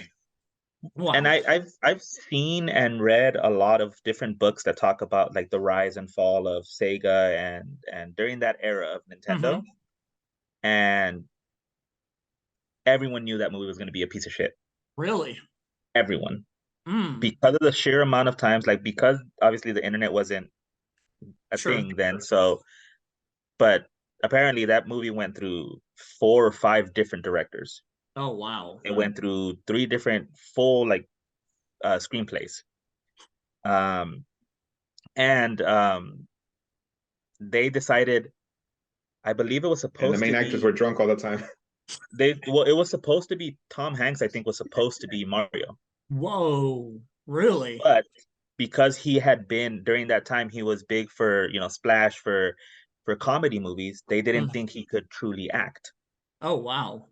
Well, I mean, Bob Hoskins is a great actor, but he didn't do a whole lot of acting in that movie. Yeah. So, but supposedly, like because they passed up on that, Tom Hanks went on to do Forrest Gump. Oh, okay. Like that was around the time when they were filming for those movies. Okay. So, and John Leguizamo, apparently he was one of the people chosen like right away, but Bob Hoskins was like the last. Really? That's a decent name. People know that name. Let's go ahead and use that name type of thing. And yeah, that the shooting was a nightmare. And apparently, like I felt bad for whoever had to take Shigeru Miyamoto to that premiere. Because you could tell that, like, according to a few of the different books that I've read, like they were sweating fucking bullets the entire time watching that movie because they knew it was a piece of crap, and they're like, "This is the guy who created this." And I was about to ask, you name dropped a name that I was not familiar with. So he was Shigeru Miyamoto. He's the creator of Mario. Mario. He is the godfather of gaming, basically. Gotcha. Was he in charge at Nintendo, or was like Mario just his thing? No, he was just the creator of it. So like they still had a different somebody else in charge of Nintendo of Japan and Nintendo of America, but because he's the one who created the character, they flew him down for the premiere, and apparently like Shigeru Miyamoto, like this is one of those things where like, I don't know if it's just a Japanese thing or he's just genuinely nice, but I'm pretty sure he knew it was a piece of shit too, but he just smiled. He's like, it's good, type of thing, and that's why Nintendo hasn't actually licensed any of their actual characters, like their main characters, out for movies and stuff like that since then because of just how bad that was. Interesting. So let's jump to 1994, where we have Double Dragon. Thank you for bringing that up that I missed. That was also the same year as Street Fighter. Are either one of those redeemable video game movies? I didn't know this, but Double Dragon started my lifelong crush of Alyssa Milano. Oh, for sure. For sure. Yep. Some of us were old enough to watch Who's the Boss, but I can see the age difference. Exactly. That started mine. And I don't know. It's one of those things that, again, as a kid, when you're watching those movies, the fact that you know that those are the characters from the video games that you're playing, that's enough. Mm-hmm. Just seeing them on the big screen, you're like, that's really cool. Street Fighter. Mm-hmm. I don't know how, we got a man. We got the American hero be somebody that has such a thick accent. We have, Ming-Na Wen was great as Chun-Li. Mm-hmm. Mm-hmm. But then you had Ryu and Ken. Wilson was great as oh, that's Mortal Kombat. Never mind. Sorry. Like the actors that they chose, the fact that you can have what's his name? Mark Dacascos. Oh yeah, Mark Dacascos was in that. That's right. With Billy the fact that you Wolf. didn't choose him to be either Ryu or any of the other like characters, considering his background, because he was in Double Dragon. Oh yeah. Sorry, yep. He was in Double Dragon. He was one of the two brothers. One of the two American brothers was Mark Dacascos. Very, Billy and Jimmy. Scott Wolf. And then you didn't have him in Street Fighter being Ryu because apparently he tried out for the role. Oh really? Yeah, I would have given him that. Yeah, but like, it was one of those few things where I liked the fact that they actually made a few of the characters do the actual moves from their games. For sure. You had a Hadouken, you had a Shoryuken, you had Chun-Li doing her multiple kicks, you had E Honda doing his 100-hand slap. So Blanca throws some electricity. Blanca was the only one that he was just surrounded by electricity. He didn't throw any. Oh, good point. Okay, good point. And Raul Julia was amazing in it. He overacted the shit out of that role. I loved him in that movie. It's sad that that's his last movie. Those were the redeeming qualities. As far as like, they did what they could with that movie, but like for me, it was another two. Just like throw the name on there. It's good. We're making money, So, Jason, what were you about to say about Double Dragon? Oh no! Like I just think it's hilarious. You say Mark Dacascos or Dacascos. Yeah, Dacascos, I think. Dacascos. Him and Scott Wolf playing each other as brothers. Yes, they're brothers. They're brothers. I was gonna say I've never actually seen Double Dragon, but yeah, I know. Oh, watch it. Apparently, that's the movie that Robert Patrick decided to do right after Terminator 2. So, like, that's kind of one of those moments where you're like, you got some highs and some lows there, brother. And like, what are you talking about? He just kept going up. What are you talking about? All right. Next up, we got 95, 97. We got some Mortal Kombat movies that came out. And obviously, Kombat. Yes, that song is just iconic for that first movie. That is one of those movies where, in my opinion, there are some people somewhere in the business that got stuff right. Okay. Like getting the person who did that score. Oh, for sure. That movie. Yep. There's no denying that, like they took that Mortal Kombat from the fact that the commercials had that. Like that was the calling card for that commercial.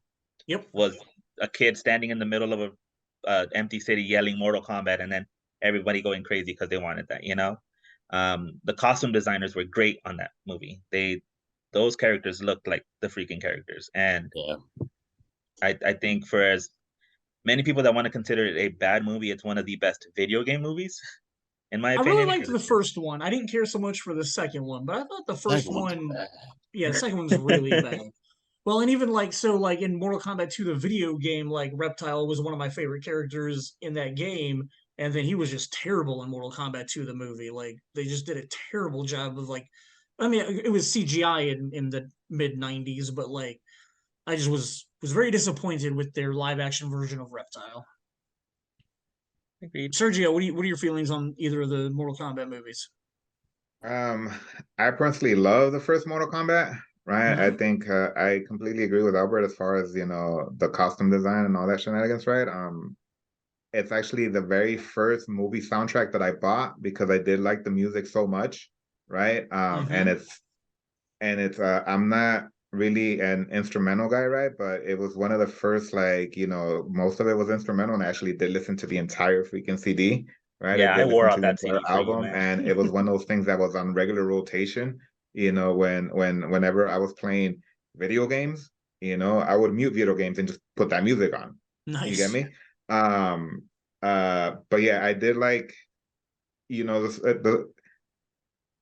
it goes back to like what Albert said about Street Fighter, right? That I love seeing those characters live action on a big screen, regardless of what the movie itself or what story the movie itself was trying to tell.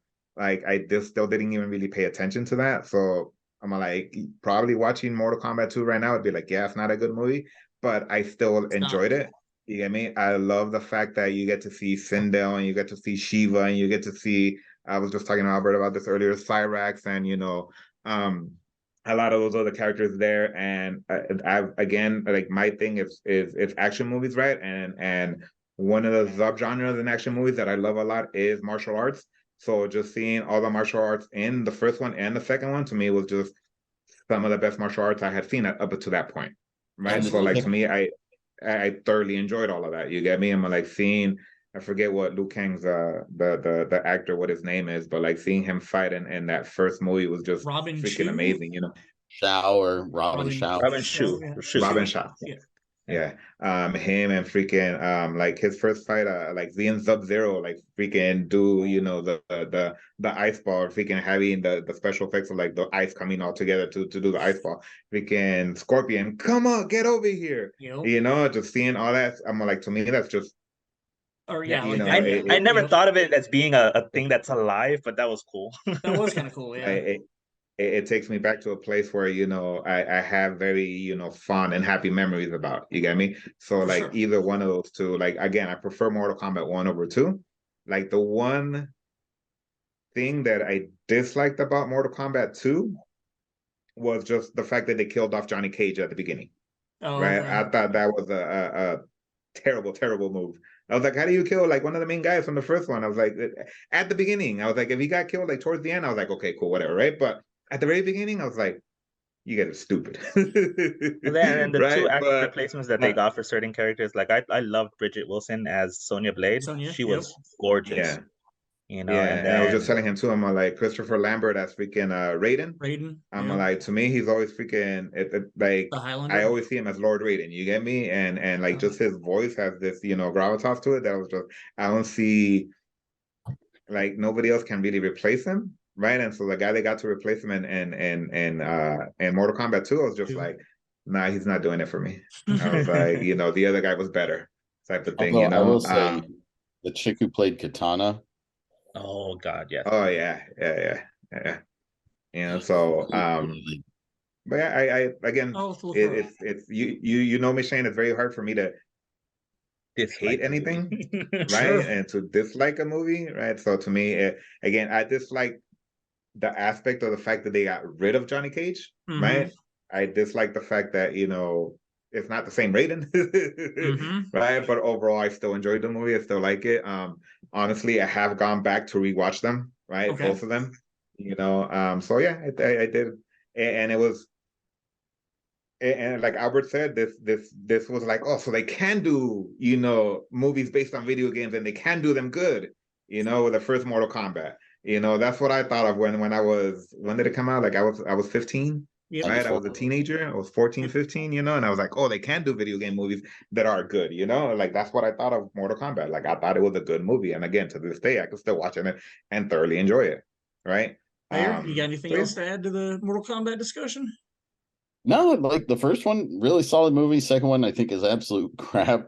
But the guys are pointing out some really good facts that, like, you're absolutely right. When I never thought saw Super Mario Brothers and thought, all of the movie industry is doomed if they touch a video game. And then Street Fighter came out and you were like, this isn't a whole lot better. But then Mortal Kombat, I felt like Street Fighter is obviously like better than Super Mario Brothers, but it's still not that great. And it was, and like you said, Raul Julia just eats that screen time, and he's ridiculous, and he's so over the top, whereas everybody else is so like even, and he's just like, no. Well, and then his great line, was, to me, it was just a Tuesday.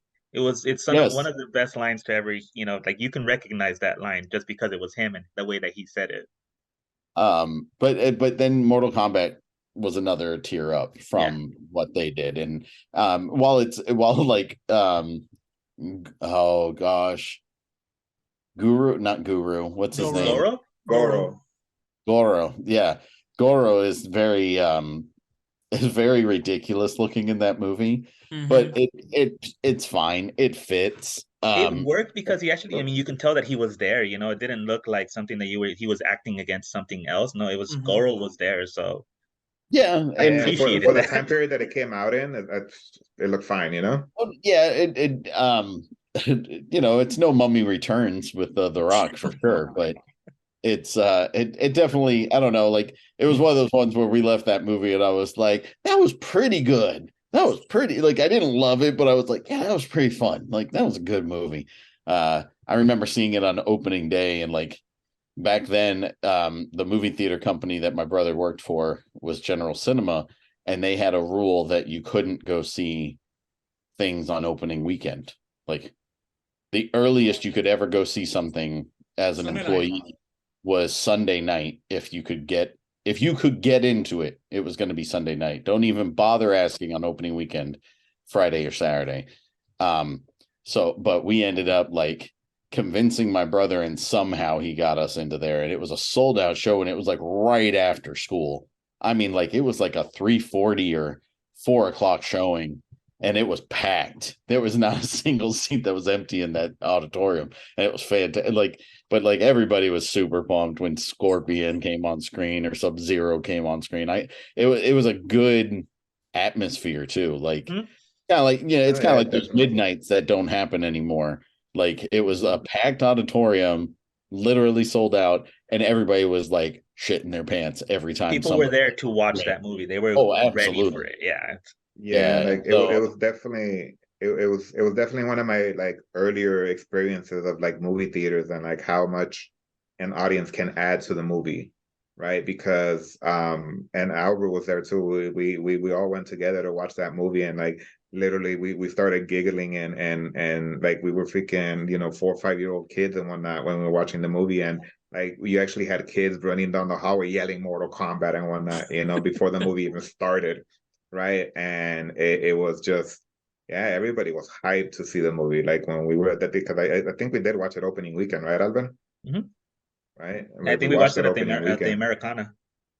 Yeah, and it was just, again, it was an experience, right? Like to this day, I still remember it. It's kind of well over 20 years ago and 30 years ago now, and I still remember it. Right? I'm going on a side tangent here for fun, but it's one of those moments where like I haven't had an experience in a theater with a sold out auditorium in years. Even like the last time I can remember crazy busy was Black Panther and Avengers Endgame were probably the last that I remember being really, really quite busy, working at a theater, and like I would purposely go in to listen to the crowd and their reactions to things. And so like Mortal Kombat definitely, like looking back on it, I'm like, man, that was quite an experience. And the last one I can remember that was awesome, where I paid to watch the movie, because you don't really have those moments too often when you work at the theater. I was working for an art house chain, and we went and saw Dark Knight on opening weekend. And I want to say it was the Friday night showing probably. And literally 400 seat auditorium, every single seat was packed. And I remember the scene when he goes to like he recreates the bullet or whatever, and he goes into like he's tracking everything, and then he goes and he finds all the policemen that have been tied up and their uniforms have been stripped. Do you guys remember the scene that I'm talking about? Yeah. It's so quiet, and it's just Hans Zimmer's like high pitched, low in the mix, but it's high pitched, like because it's putting you on edge. I just remember the entire auditorium being like so silent. Everybody was so quiet, just and engrossed on that entire moment. And it was just, and yeah. So, and then when Jim Gordon showed back up, everybody exploded in that auditorium. They clapping, hooting, hollering. So many, and I think that's one of the things that I hate for like my kids. I don't know if they'll ever experience something like that ever again, because there's so few movies that can draw people in on that level now. I know Shane and I, the last time that I actually the sold out showing of the preview of Top Gun Maverick was like the last one that that interaction with the crowd, that everybody was feeling the same thing at the same time for the most part. So I know, sorry, side tangent. We'll come right back. Coming back so to let's next up is Wing Commander. How do you know that? How do you know that? I'm looking at the list. Oh, word. So it came out in 1999, so it has to be awesome, right? Oh, Shane. Come on. It had Freddie Prinze Jr. and Matthew Lillard in it. How could you say, and Cheche Cario, how could you say anything bad about this movie? Because it sucks. Yeah, we don't need to talk about it. Next up would be the next year in 2000. We got Dungeons and Dragons with Marlon Wayans. Time out. I forgot about that movie. Wing Commander, though, I will give it this. It's really, really bad, and it's terrible. It's the Battlefield Earth of video games. Like the video games themselves, though, were really, really kind of cool. Sure. The simulator of flying spaceships was just pretty darn awesome. Yeah. Well, see, and this is when I realized that, like, again, then you're definitely looking at it as just more live action stuff, because this was big for me because I was the right age at the time. But 99 was the first Pokemon animated movie. Oh, actually good released in point. theater. Yeah. It was a big deal. I had Pokemon was cards first, then they had Nintendo games, right? No, it was Nintendo games before cards. Mm-hmm. Okay. Yeah. Oh, word. Cool. Yeah, it was Nintendo games. They came out. They were developed in 96, I believe, over in Japan, and we didn't get them until 98. 99 was Pokemania just full swing over here in the US. Like, where it had finally taken over. So that's when you were getting all the card games. The TV show was in full swing. Like, the anime was the first thing that we got for Pokemon over here, actually, not the video games. Oh, really? Okay. Yeah, we got the anime about a couple months before the video games actually came out. How many, just roughly, how many Pokemon video games do you think they've done? If you're including spin-offs and stuff like that, I want to say you're probably looking at around 70 or 80. Oof! Wow, that's a lot of spin-offs and stuff like that. Jason, isn't Chris super into Pokemon right now? All four of my children. All four of them? Are nice. Crazily, it's 122 different games. Nice. Wow. I wouldn't be surprised if Albert actually owns most of them. Oh, really? You know what? I will neither confirm nor deny that I own quite a few. Yeah, I still own the physical ones too. Oh, wow. And see, my son, my second son, Chris, he's been like, I want to get a Game Boy so that I can play all the old Pokemon games. And I'm like, dude, that guy ain't paying for that. Like, you're not getting Albert's like, why not? I did. Let's get an emulator. Like let's figure that out, because if you want to play those, that's fine. But I ain't paying those prices for a Game Boy and then the actual game itself. That ain't happening. And then to find out, like, all those batteries that are inside the video games have been going bad. So like now you have to pull it apart once you buy the old game. Yeah, so they have like the button like a watch battery inside of them. Yeah. Oh, wow. And yeah, so like, and those just go bad after time. That makes sense, right? Like, it's a battery. I don't know if oh no, it goes away. But gonna it's say, I have every digital release of Pokemon available on my 3DS, Oh wow. and that includes the original Pokemon games. So that is actually the easiest way for you to get your son to play them. If you have a 3DS nope, or a 2DS, nope. Never but bought those a are Game Boy. Never bought a Game Boy. ooh, So why you missed out, man. Those are some great games. you know what's interesting is I got to the point where I almost bought him. There is another game system that you can play all these on your video, like on a television. Hmm? It's like a conversion unit, and then you can plug in So there's Nintendo, a unit Super called the Nintendo. Retron 5 Yes, yep. that plays Super Nintendo, Nintendo Genesis, Game Boy, and Game Boy Advance games. Yep, and I thought about it because But it's then like you have to physically get those cartridges. that's the problem. So Like I your dropped best bet. 180. I dropped 180 on the Retcon 5, and then I have to drop Mhm. 60 plus for each of the video I games for think the most of original. them, even if they're in bad condition, they're still $60 for the Pokemon games. Yeah, that's what I'm But saying. I will say this: if you want to reach out to me later, there's a few ways that you can get them on, and you can just buy a $100 NVIDIA Shield, Okay. an NVIDIA Shield, and an SD card. That's all you need.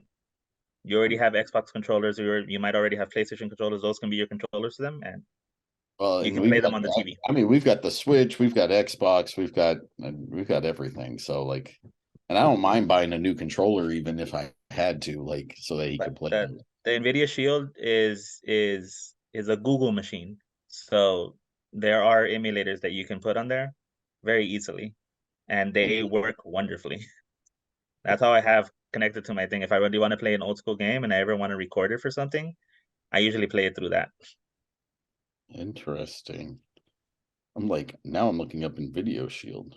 You know, the NVIDIA Shield Pro is the one that can actually connect a hard drive or a flash drive to it, which is easier than buying an SD card. Because the regular NVIDIA It's a Shield holds an mute. SD. It's a streaming device, huh? It's a Google machine. That's it. Interesting. I don't know if I'm going to be silly enough to buy that for him, but thank you for the other avenue to possibly think about it. And those emulators actually allow you to do multiple files or multiple players too. So there's like you can even play your old school games. Like if you have an old NES or Super Nintendo game you want to play, you can connect two controllers and play it on that. Oh wow! Like if it was an actual Super Nintendo. So my brother, his wife bought him a Raspberry Pi that had all the games from everything downloaded on it. Yeah, like thousands and thousands from Neo Geo and everything else. So I know it's possible, but I think it's also his like inherent like want to collect that he and he gets that totally from me. Like I'm like, but I have and I blame Shane for some of this anyway. What? I own 1 and 2. I don't like 3, 4, 5, 6, 7, 8, or 9, but I need to have them because I own 1 and 2. Gotta have that collection. Like, it doesn't make sense to not have all of them. Okay, I'll take credit for that.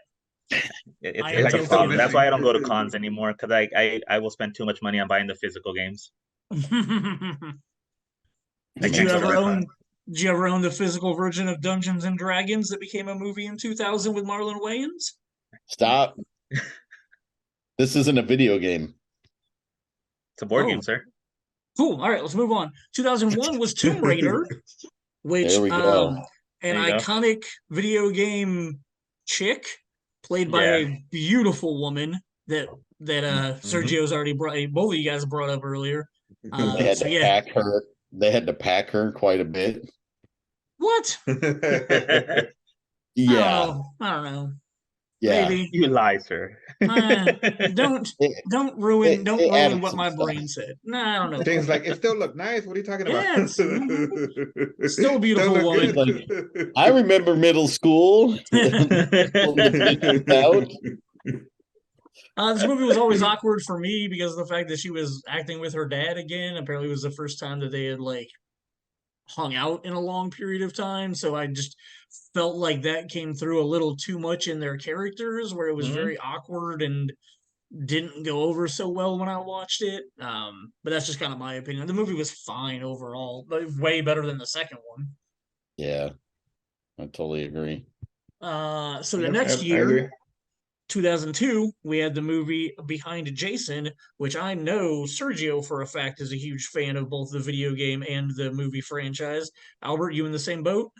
I'm a bigger fan than Sergio is. How are you? Okay, word. Albert was the one that got me into that game, There we go. right? So, Resident Evil 4 was the first game I ever played that was like that, and Albert was the one that introduced me to it. You know, so as far as the Resident Evil movies are concerned, though, like I personally love all of them. You know, Nice. I've rewatched all of them like at least, I don't know, 10 times. You know, and I just can't get enough of them, right? Again, like I told you, I'm a huge horror fan. Sure. So like, you know, the horror action genre there, it's that it's perfect, right? I don't need anything more than that. Right. And I think which one was that? But Apocalypse, right? The one that has that came out like right after Resident Evil 5. So Resident Evil 5 has this one character in the game that has this big ass hammer. Have you guys ever played Silent Hill with the pyramid head? Sure. Yep. So he looks similar to that, right? But instead of having a pyramid head, he just has kind of like the like an Jason executioner's stack, mask. Oh, okay. right? And then he's carrying a big hammer, like that he's like 9 feet tall, and the hammer is like as big as he is, and he's just dragging it on the floor, right? And that's a character, that's a monster that you have to beat in the game, and he comes out in the movie. Nice. Right. And when he comes out in the movie and like they kick his ass and everything, that was just like, yeah, so dope. You know, like I had like goosebumps when that scene was like the first time that I saw that scene in the movie, you know, and they killed him with, they had like a buckshot or something like that. They put quarters in. It's and a they shot him shotgun with full of quarters. Yep. Yeah, Double barrel which is shotgun full obviously of quarters. one of the dumbest things ever, but I was like, yeah, that's dope, you know? So I know I've seen them all. I don't know if I could tell you what happened in each of them. I do remember liking at least the first two.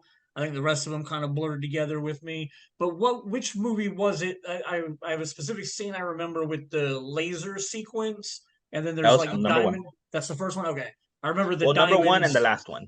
Okay. I'm pretty sure number one's the one I'm thinking of, where like the guy gets killed by when it's in a like diamond pattern and it goes through his whole body. Okay, I remember that scene sticks out from the franchise for me.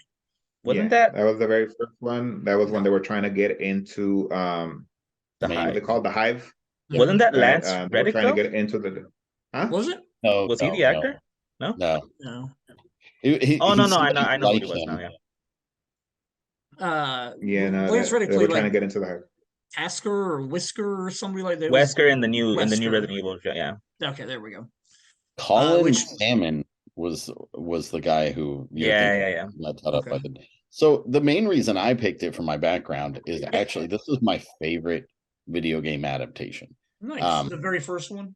Oh yeah, overall. So I got into these video games because of our friend Mark Buckwalter, and he got me playing the first one, and then we were playing the second one like right after it came out. And there's a point in time where you're like walking around inside the police station and like looking at a mirror, or you're in a room, you're in an interrogation room, and all of a sudden the liquor jumps through. Liquor breaks through the glass. Ooh, I love that. Fucking scared the shit out of me. Like that, like it was one of those things where like Mark and I set the mood because like we're playing with the lights off in the middle of the night, and we're sitting there and like that happened. We're like, like freaking out, man. But yeah, Resident Evil, like, and I think that there's other ones that are probably better, but just like the experience and it being the first video game movie where I was like, that hit the spot. Like Mortal Kombat, fine. Street Fighter, okay. This is the one that finally nailed the movie compared to the video game for Which me. is really funny that you say that, because to me, I think it's actually, not to say that it's a bad movie and I freaking love it, but as far as it being a video game adaptation, it has none of the characters from any of the games. You're absolutely right. Yeah. It has absolutely nothing to do, like even the first setup of it being in an underground laboratory off to the side of the city. So like that's literally what ties it into the Resident Evil universe, is the fact that Raccoon City is the city that it's attached to. They're not even in the same setting. It's called the Arklay Mountains for the first Resident Evil. They're not like, it takes, the mansion is the hidden doorway to that laboratory and stuff like that. So I was like, when I first saw it, I was so mad. about that. I thought the movie was great. I was like, cool, I got to see zombie dogs. The zombies were really great. The fact that they did make it so that any scratch or any bite would infect you, the way that it's explained to you in the games and stuff like that. But because I had played the first 3 games so much and I knew the lore so well, that movie disappointed me so much when I first saw it. And then I saw it again. I was like, okay, put that aside. And then like, this is still a good movie. I like this movie. This is okay. Never mind. It's a good Resident Evil movie. We're fine. Because every movie after that took something from one of the games, Nice. or a few of the games actually, whether it be the Nemesis in part 2, and actually introducing Jill Valentine, who was the main character in the first movie, or in the third one introducing some of the zombie type monsters that you fight in Resident Evil 4. And then the fourth one introduced like they introduced characters in such a weird sequence that I'm just like, man, this could have been done so much better, because the storyline in Resident Evil is so over the top and so ridiculous, but it's like very 60s, 70s spy horror that it could work by itself. Like you can literally just take the story out of the game, put it live action exactly the same way the game happens, minus the obviously picking up stuff or what you would normally play, and I think it would work great. But they didn't do that. Obviously, every director had to put their own twist on it and stuff like that. I mean, I think did Mila they do Jovovich that for the Netflix series at all? The Netflix series and the No. Welcome to Raccoon City movie.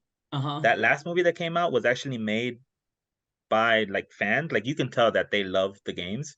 Oh, cool. But they still did the thing where they combined 3 of the games into one movie. Because for whatever reason, like I don't understand what it is that they think it won't translate well as a movie. So they combine other pieces into it so that they can make it longer, but it just doesn't fit right, especially if you know the stories. You're just like, oh, that kind of took me out of it type of thing. Understand. And they've actually made books based off of the games too, and the books are freaking great as well. Like it translated really well into books as well. Awesome. And like going back to your question about the show, because Albert actually hasn't seen the show, I did watch it. And the only thing that the show has that's Resident Evil is the fact that it's called Resident Evil. Oh, really? Right? Like the show itself doesn't actually follow any storyline whatsoever from the books or from the games. The only character that kind of shows up is Wesker, and that's really it. And he doesn't even play the Wesker that's in the video game.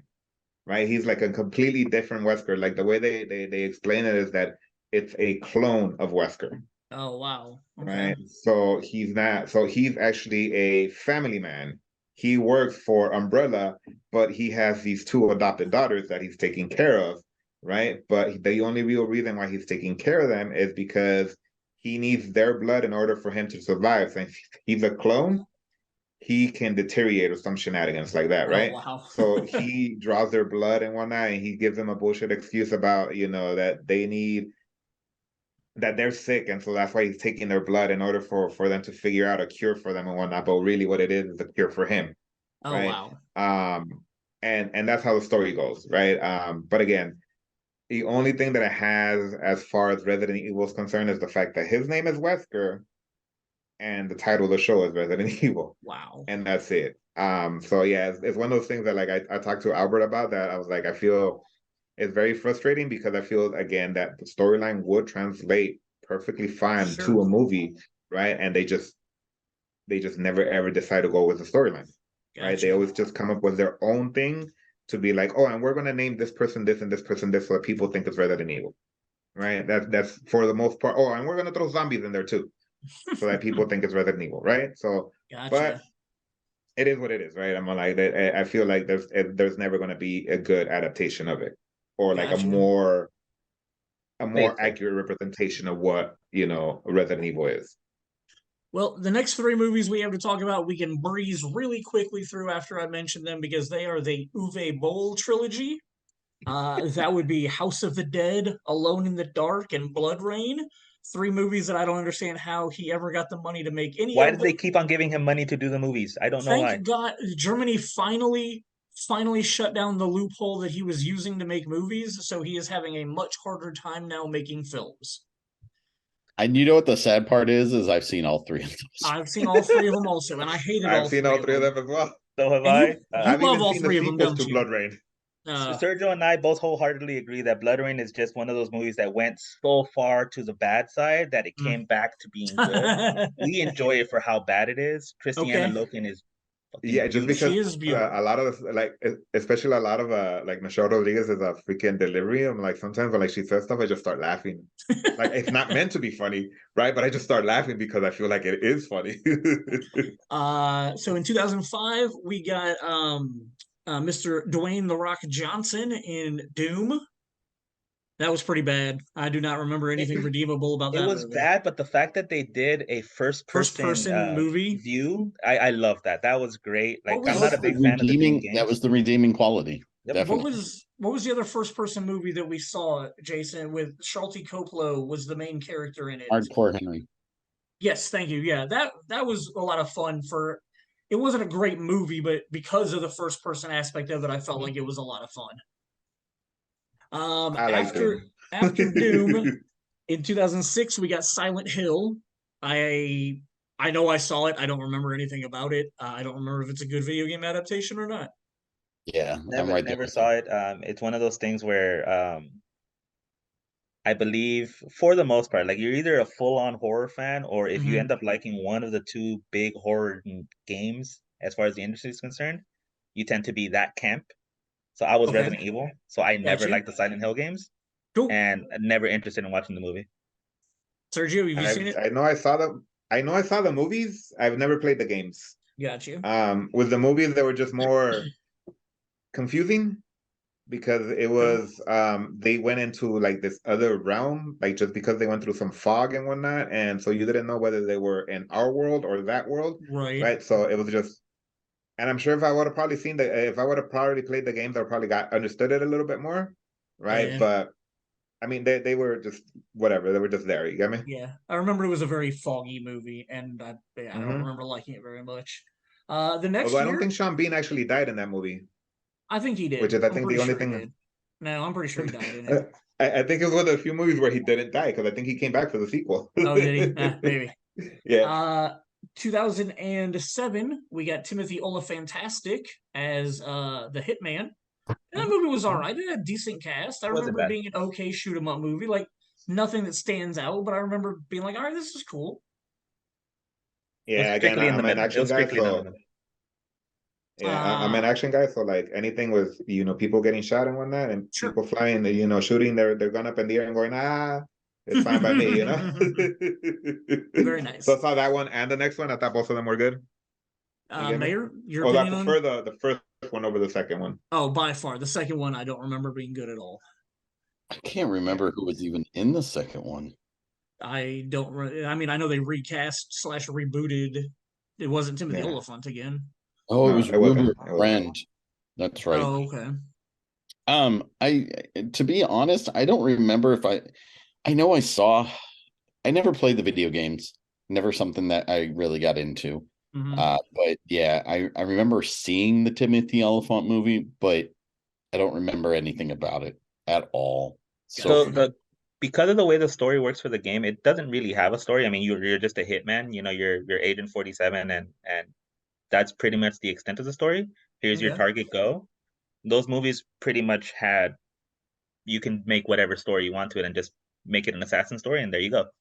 Cool. Which is what they didn't do. Like, the assassin story was the start of it, and then again, it's always the company that betrays him, and that's who he has to go after. So it's like, it was very very predictable. But then the Timothy Olyphant movie was cool. You had Olga Kurylenko in there too, right? And the guy from Prison Break was the bad guy. Doug Ray Scott was in it.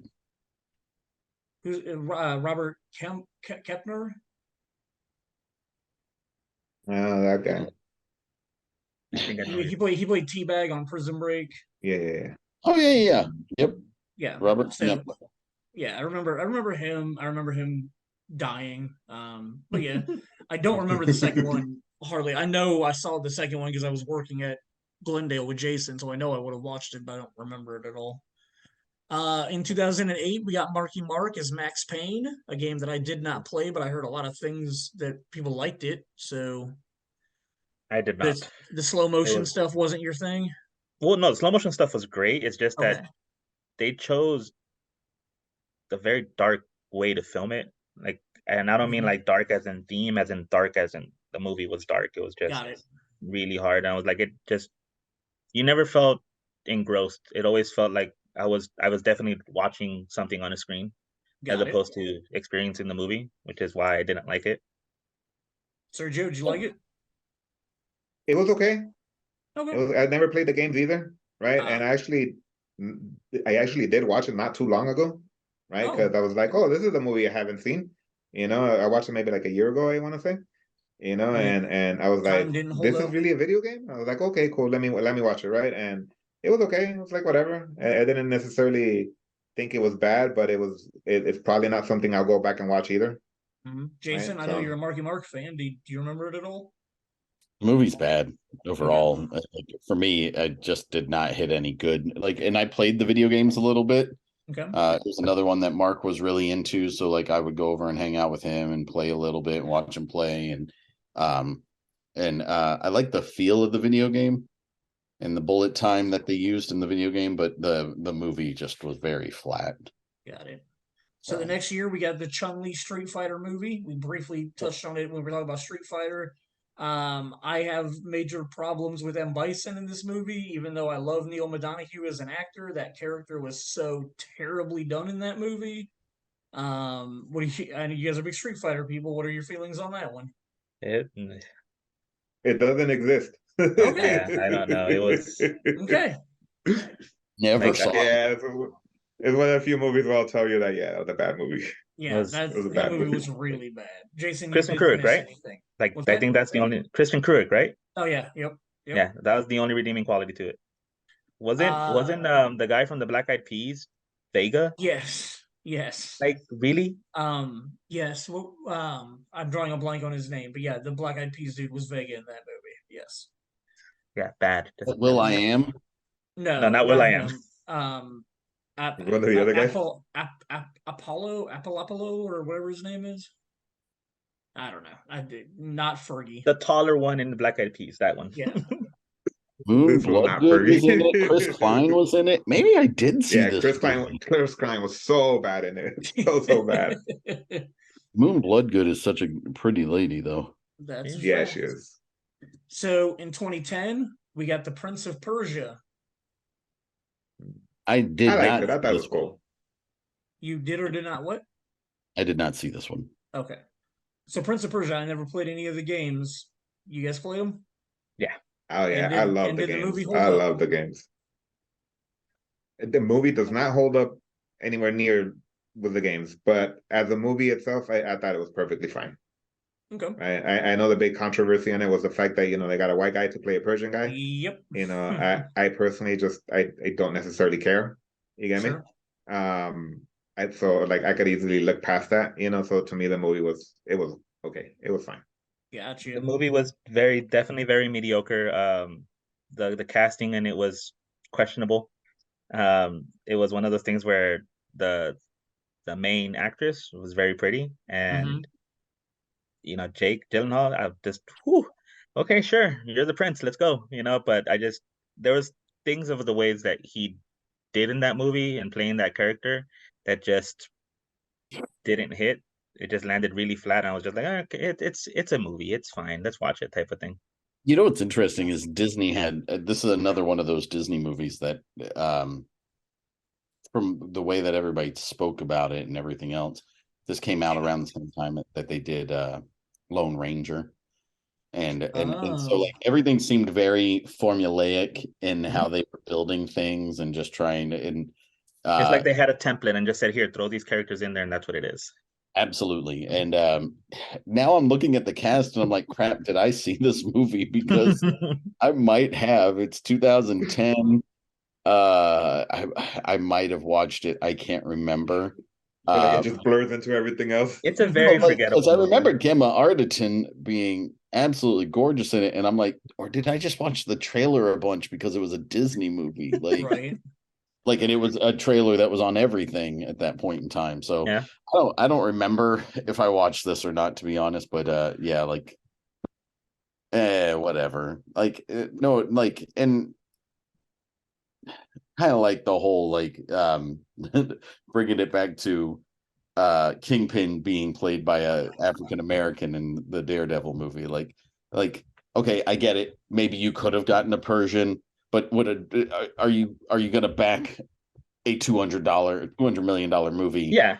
Persian actor instead of Jake Gyllenhaal with a really nice tan. Like what's you know what I mean? Like the same thing with like Lone Ranger. You put Army Hammer as the Lone Ranger. Of course you put Johnny Depp as the backup because guess what? Like you got to back a $200 million picture without Johnny Depp. Like I mean, Ben Kingsley won an Oscar for playing Mahatma Gandhi. Ben Kingsley is white. Yeah, so that's the thing is like the way that Jake Gyllenhaal he delivered that performance in that movie was just like you could tell that it's one of those things where if the actor knows the story or the lore that it's behind, like it could be great.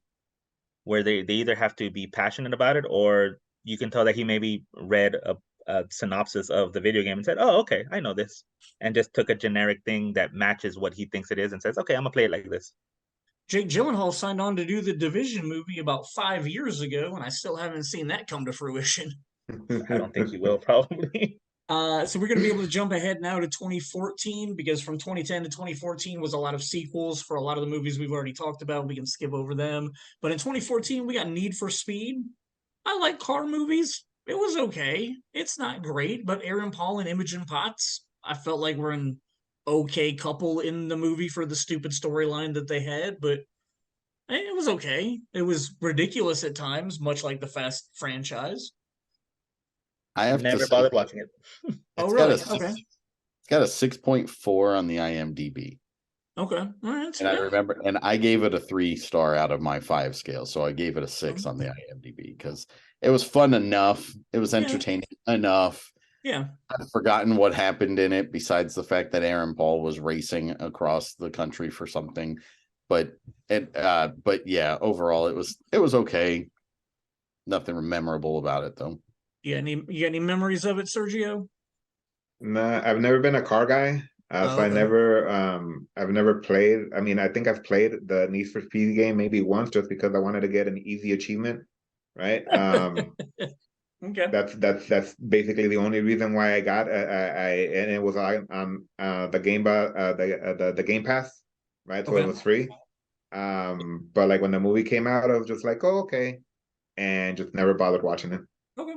When the movie was announced, there was a big rumor going around that it might have been based off of Need for Speed Underground, and I did play those games. Oh, okay. So this was to me was like, okay, we're gonna have a video game version of Fast and the Furious because it's all about street racing. It's all about adding neon lights to your freaking car and just making them look fast and then going zoom, you know? So I was like, I was very interested. And then when I found out what it was going to be, and I think around that time, didn't Drive come out? Probably.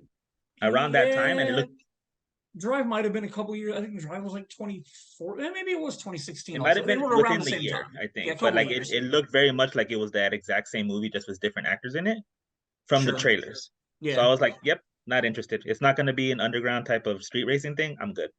Right on. Well, 2016 gave us 2 video game movies. We had Assassin's Creed and World of Warcraft. I never saw World of Warcraft. I thought Assassin's Creed was kind of moody.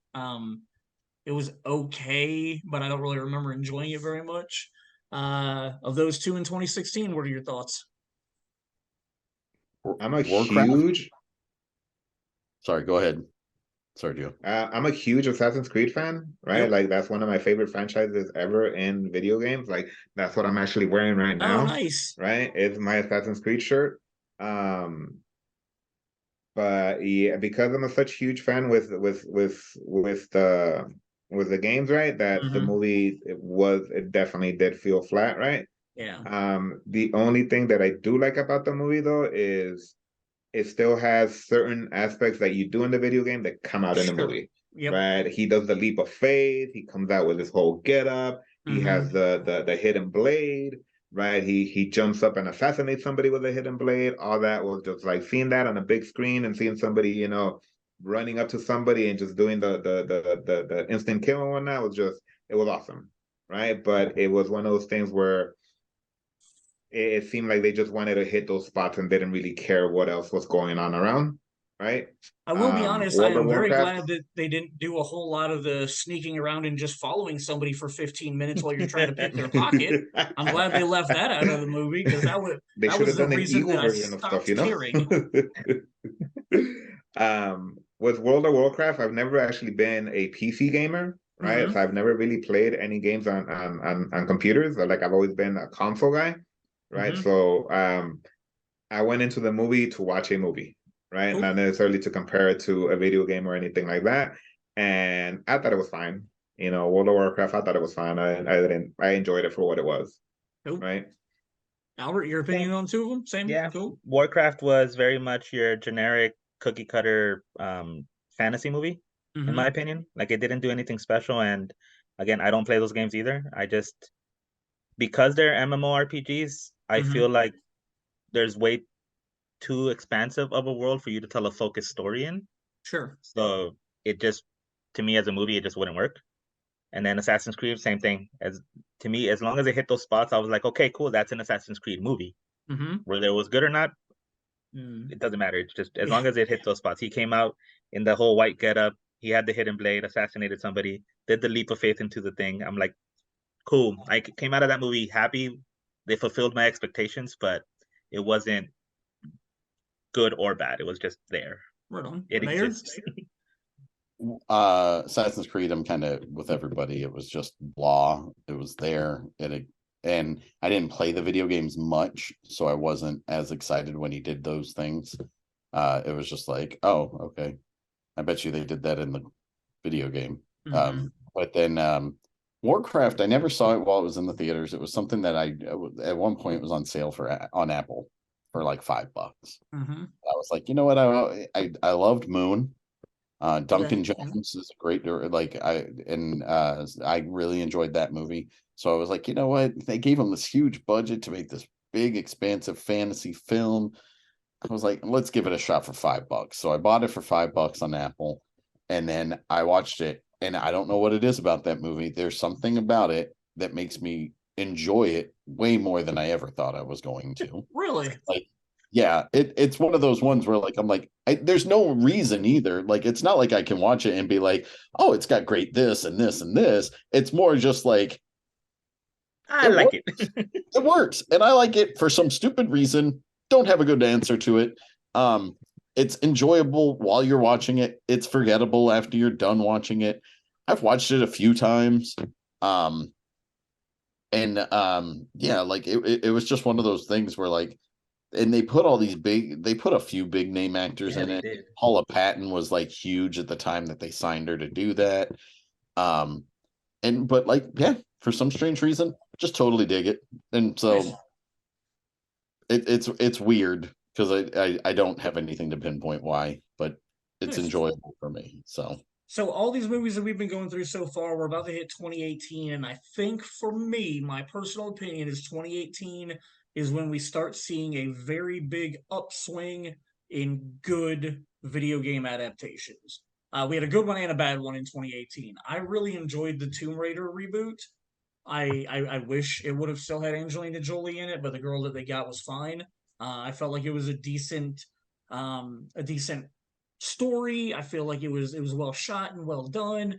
It had moments that felt video game-ish to me, like when she's in the airplane and it's raining and stuff like that. I was seriously like, this feels like it's directly taken out of a video. Like it feels like I'm watching a cinematic in a video game. But that and I really enjoyed that film, but that was also the year that we got Rampage.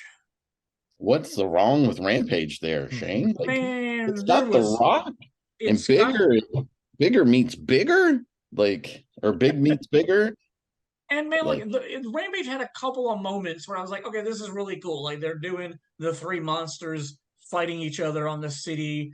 Okay, but how they got there and then how they handled it, and I just didn't end up being a fan of it. It had a couple of things in it that I thought were okay. This is kind of cool because they're trying to make it feel like it's the video game. They're on skyscrapers and it's the three monsters going at each other. But like, I mean, you tried to make me care about one out of the three monsters. It's not like you tried to make me think that, oh, there's three different monsters. I should care about all of them. You literally just made the gorilla the main character of the thing, and the other two were the bad guys. Like, I didn't vibe it. It wasn't for me, but I did really enjoy Tomb Raider. Rampage to me was the type of movie that, again, that video game has no story. Sure. Yeah. It's a pointless video game to just eat your quarters. That's what it was made for. And so they threw the rock at it and said, here we go. Let's make a story that makes it fit. Sure. And that's it. So literally had no direction whatsoever. And you can tell. Yeah. You know, so Tomb Raider, that freaking reboot for the video game was amazing.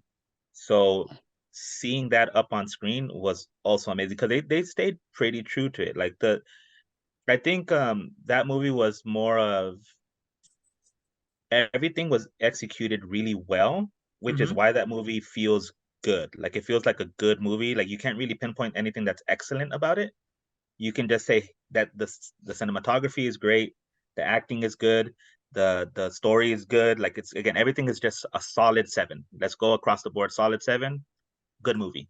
And it was fairly predictable. The plot of it was stuff you've seen in every adventure movie like that before. So it was nothing new, nothing amazing. It was just, but because it had, and you could tell that whoever was pitching certain things in that movie definitely played the video game or was involved with that video game, because again, some of those scenes were definitely from the video game, and it looked amazing. It looked and felt, and they put it in the right spots. They made the story progress in a way that spot made sense. Sergio, what are your feelings on those two? Very much what you said earlier about the Tomb Raider movie, where like, you know, that scene from the airplane looks like it was a cinematic thing from the video game, and it very much is. Right, that does happen in the video game. Right, like Albert said, I'm like, they did a reboot of Tomb Raider, and that's freaking an amazing game. It was like one of the few games that I tried to freaking get all the achievements in. So I played it and played it and played it and played it again because I love the game. The game is freaking amazing, right? So when they did do that into a movie, and when you saw the trailer, you could tell that the trailer was based on that reboot. Right, it was based on that Tomb Raider, and I was like, "Oh, that's awesome!" And then when you saw the movie again, like Albert said, it was very much, it was solid enough, right? Like I didn't think it was great. I do prefer this one over the previous two over the previous two Tomb Raider movies, right? I especially like what's his name? The bad guy in the movie, Walter Goggins, is that his name? Yep. The guy, right? I'm like, he's freaking amazing in almost everything he does, right? So yeah, so so I like the fact that he was in it, and he was really, really good at what he was doing, right? So that made me enjoy the movie a little bit more because of his performance and whatnot. As far as Rampage is concerned, again, I'm an action guy, so you have, you know, people be getting well, at this time it's not even people, but you see freaking monsters getting blown up, getting shot at, you know, buildings crumbling down, and that to me is what the movie theater experience is about, right? Just to see big shit like that getting blown up. So it was fine, right? For what it was fine to me. And again, you know me, I love wrestling too. So, you know, almost anything with The Rock in it is just it's perfectly fine by me. I wish he would throw more wrestling moves in his movies and whatnot. Throw a rock bottom in here, a suplex, a clothesline somewhere, you know, and I'd be like, yeah, dope, you know. But I mean, for what it was fine. You know, I did enjoy both of them. No, Rampage is. I remember Tomb Raider just being okay for me. Gotcha. Same with the Angelina Jolie vehicles; like they all kind of hit the same for me. Rampage. I hate the fact that I'll watch anything with The Rock in it, but he just seems like it just. But yeah, not one of his best movies, but it was fine for what it was. So, but yeah. All right. So the next year, I really was a big fan of the Detective Pikachu movie. I had so low expectations for it. Like I wasn't excited for it when it was coming out. I was just like, Ryan Reynolds does the voice. I love Ryan Reynolds. I'll watch this and see how it turns out. But then like Catherine Newton was in it, and like I just really had a lot of fun with the kid. Like felt like it was a fun story, and I mean, you know, you've got the Jason Bourne thing, like he doesn't remember why he is who he is throughout the course of the movie, but still worked for me. I still really enjoyed it, still had a lot of fun with it. And then I never watched the Witcher TV series, so I never played the games either, so I don't know anything about that. Jason, what was your Detective Pikachu feelings? Never seen it. Okay. My kids have watched it numerous times and enjoy it. We own it on Blu-ray. They Is there not a 3D version of it for you to watch? there's not a 3D. Okay. If there were, I'd own it just because my kids like it that much. But no, yep, it just never seen it. Don't have a full opinion on it. I want to say I forget what happened and why I didn't see it in the theaters. It was a transition time at the maybe I stayed away from it. I don't remember. I'm not. What's interesting is I like to play Pokemon Go because my kids love to help me collect. But like besides that, I have no idea of the lore of Pokemon at all. And so like my kids and you guys probably Albert, I bet you know this is like they come to me and they're like, Dad, it's a rock type and it has this that, and I'm like, cool. And then like or like when I'm fighting like team what is nice. the team Rocket, not Rocket, what's the, or is it Team Rocket? It's In Team Go Rocket in Pokemon Go. Gotcha. So yeah, so Team Go Rocket, like I'm like it'll say like, you know, we're made out of iron or something like that. And Yeah. I'll be, Chris, what fights iron? You gotta give me something. So like that's the only time I talk Pokemon with them. But yeah, all my kids and Chris is an endless encyclopedia of all things Pokemon.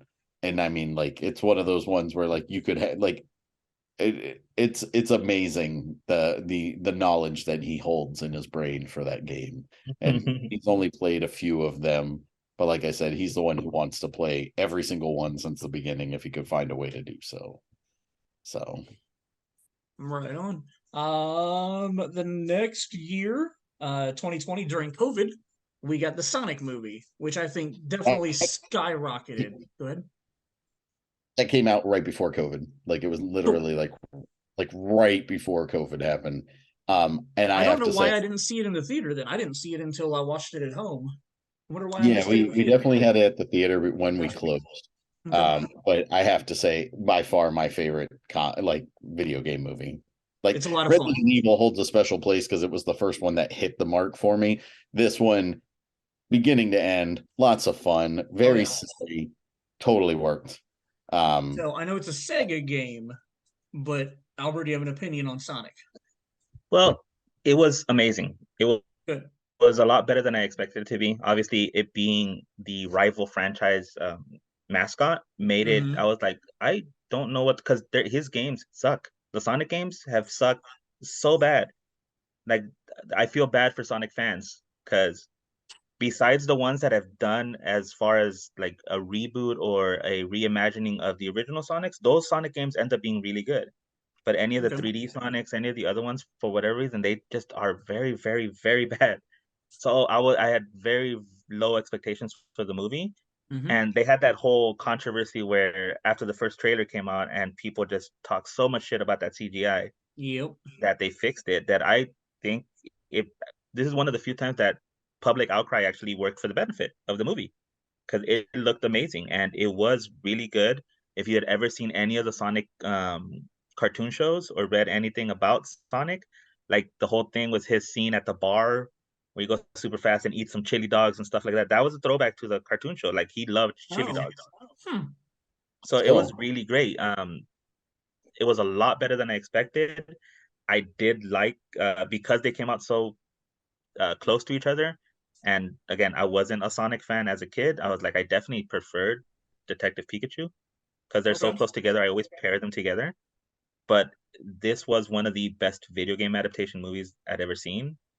I just is one of the things that I literally told my kid. I walked up to him when Detective Pikachu came out, and then when Sonic came out, I was like, "Look, I grew up on fucking Super Mario Brothers and Double Dragon back in the '90s. You're getting this shit. It's not fair, man. Like the games that I fucking loved and I wanted to see be as good as this. Like this is what we hoped for when we were kids. And Absolutely. because going back to Detective Pikachu, the CGI in that, amazing. The way that the characters interacted with the Pokemon and stuff like that. Like again, as a gigantic Pokemon fan, this is what I had always been waiting for. And then to Nice. see Sonic do the same thing, I was just like, wow, this is cool. Maybe we're finally starting to get good video game movies. Yep. You know, I That's what don't I get think my we hopes were. up too much, but the fact that it's possible, the Absolutely. fact that you see this and stuff like that is just I'm here for it. So Sonic was just amazing. It was a lot of fun. The story was loosely based on the lore of what Sonic has, so it had enough connecting it to the video games. The music, the little sound effects that they played, like with when the rings fell down and stuff like that, great. So as a video game fan, like the fact that they're really good movies by themselves, but then as a video game fan, it just lifts it up to the next level. I'm just like, I'm here for it. Keep giving me stuff like this. I will give you money all day. Nice. Sergio, you got any Sonic feelings? Um, I thought it was okay. Okay. Right, like I didn't think it was a bad movie at all. It was good. It's not something that I've gone back to go watch. I'm like I haven't seen the sequel either. Right. Okay. I'm in the same boat as like Albert when it comes to my favorite video game adaptation is freaking Detective Pikachu. Okay. I Cool. think that is the best a game to video adaptation ever. Right. And this is coming from a guy that doesn't like Pokemon. I personally am not a fan of Pokemon. The only reason why I went to go watch the movie was because Albert was like, "We're going to watch this movie, all right?" And I was like, "All right, man, we'll go watch it, right?" I'm like, because the trailer itself, it made it look good, right? And I think this Detective Pikachu is just a good movie, right? Like, I don't think I don't consider it to be a good video adaptation, right? A video game adaptation. I consider it to be a good movie, right? Like overall, I think it's great, right? And with Sonic, like I said, I'm just like again, like Albert said, right? We're more, and you mentioned it earlier, right? We're not Sega people, right? We're Right. Nintendo, right? So Sonic to me is just he's a distant character. So like seeing him on the big screen does not give me the feels, right? It does not Sure. make me feel anything nostalgic. It does not give me any like good memories or bad memories. It just right. And so like when I saw it on there, I thought the main character was funny, right? Like Sonic himself is funny. But other than that, I was just like, okay, it's cool. It's Right on. cool. And for Well, what it so is, 2020 also gave us Monster Hunter. And I know both of you Avalos Bros play Monster Hunter. How'd the movie translate for you? storyline wise, it was just dumb, right? Okay. Like the storyline, it was stupid, right? But I wasn't there for the storyline, right? I was there to see the freaking monsters. And the way they did the monsters was freaking perfect, right? The Good. Diablos, when the Diablos comes out of the ground and freaking starts roaring and they have to fight that freaking monster, I was like, yeah, that's fucking dope, you know? When they fight the Rathian, the dragon looking thing at the end and whatnot, and he's like freaking throwing fire at everybody, that shit was dope too, right? So it's stuff like that gets me going, right? They paid enough homage to like even the little insects and stuff that goes on that are in Monster Hunter. They showed in the movie. I was just like, that's cool, that's cool, that's cool. I'm like, Albert, did you see that? Did you see that? Type of thing, right? So I did enjoy it, and I have seen it, more than once and whatnot. So it's cool. So Albert, anything more to add? Oh, sorry. Go ahead, Jason. no. I was going to say with what's interesting is my son Chris loves to watch YouTube, and he goes down all the rabbit holes. And one of the things was there's a theory out there that they released the Sonic trailer, the first Sonic trailer, with that version of Sonic, with the intent of let's make it somewhat look bad on purpose, so that when we release the new version, which was always apparently the one that they were going to do, that they would not be fought anymore because of the fact that they were like, we're going to release something that doesn't look as good just so that we don't get the So that fight. they'll accept this one. Yeah, so they'll be like, wow. give me that one all day long, because we know what they were trying to do. But yeah, so that was a theory that somebody floated online that he watched a video on, and he fed that to me just like a couple of days ago. And I was like, it's a brilliant move if Paramount did that. by far. Absolutely. If it was So- true, yeah. If that's true, that's like next level marketing there, because then all you're doing is like, you know, a minute or 2.5 minutes of really bad CGI to cover up for your CGI that might be like 80% okay CGI, but you release something that's like 30% good CGI, and all of a sudden your 80% looks a lot better. Yeah, that'd be genius. If that, I hope that's true, because that's awesome. Yep. Jason, you Like, watched I mean, as Monster far Hunter, as right? Monster Hunter goes, Oh, there you go. again, Yeah, it was just okay for me. I never played the video games. It was a very forgettable movie. I know Mila was in it. I remember a couple of things, and I was like, really, like that doesn't work for me as a film. And so I never playing the games. It was not something that I didn't enjoy it a whole lot. Gotcha. So Albert, you've been cut off twice. Let's let you go now. that's fine. It's one of those things where they tried to force a story onto it, which made it worse. Monster Hunter is about hunting monsters that you could have placed it in that world by itself. I know that the director puts Mila in everything because that's his wife, and she's fucking beautiful. So I'm perfectly okay with her being in there. Her using the dual blades was awesome in the actual movie, but the fact that you had to tie it into, oh, they got transported into this world. I was like, I'm sorry, we're starting a brand new movie with no indication whatsoever of any storyline beforehand. You did not need to force American soldiers to go into this world that, is one of those things that if they had not done that and just made it the way that the storyline goes, hey, you're a monster you're living in a world that has monsters and you're just defending your village and trying to make it safer for you to live in this area. That would have been enough. And you had your big bads. Those monsters, like Sergio said, were amazing. Seeing them on screen is all I really needed in order for me to come out of that movie and be like, I got my money's worth. So I did. Ron Perlman looked freaking exactly like a character in the video games, like the village chief character that you end up talking to. He looks stupid as all hell, but because he looks so much like the actual video game character, I was like, I'm there for it. You know, it's one of those things that you had very little to do in there, and you somehow found out how to make it worse, and the movie still did okay despite that. Right on. So after that, we've got kind of the Mortal Kombat reboot. We've touched on Sonic 2 that I know Sergio said he didn't watch. The Uncharted movie. Any Uncharted movie fans? Any what? Sorry. Uncharted. I love the video games. I've played all of them. The movie did not do the video games justice, right? It seemed like they just wanted to tell their own story with, oh, but let's name this guy Nathan Drake and let's name this guy Sully, so that people think it's about Uncharted, Sure. right? So that's all it was, right? So it was just another adventure movie for me, right? It wasn't an Uncharted movie. It was just another adventure movie that hit, the regular, milestones that they need to hit in those type of movies. So it was felt like a very low budget wannabe Indiana Jones to me. Yeah. Yeah, that's a very good way of explaining it. And I've played Uncharted a little bit. To make him so young seemed like a very strange choice. Mm-hmm.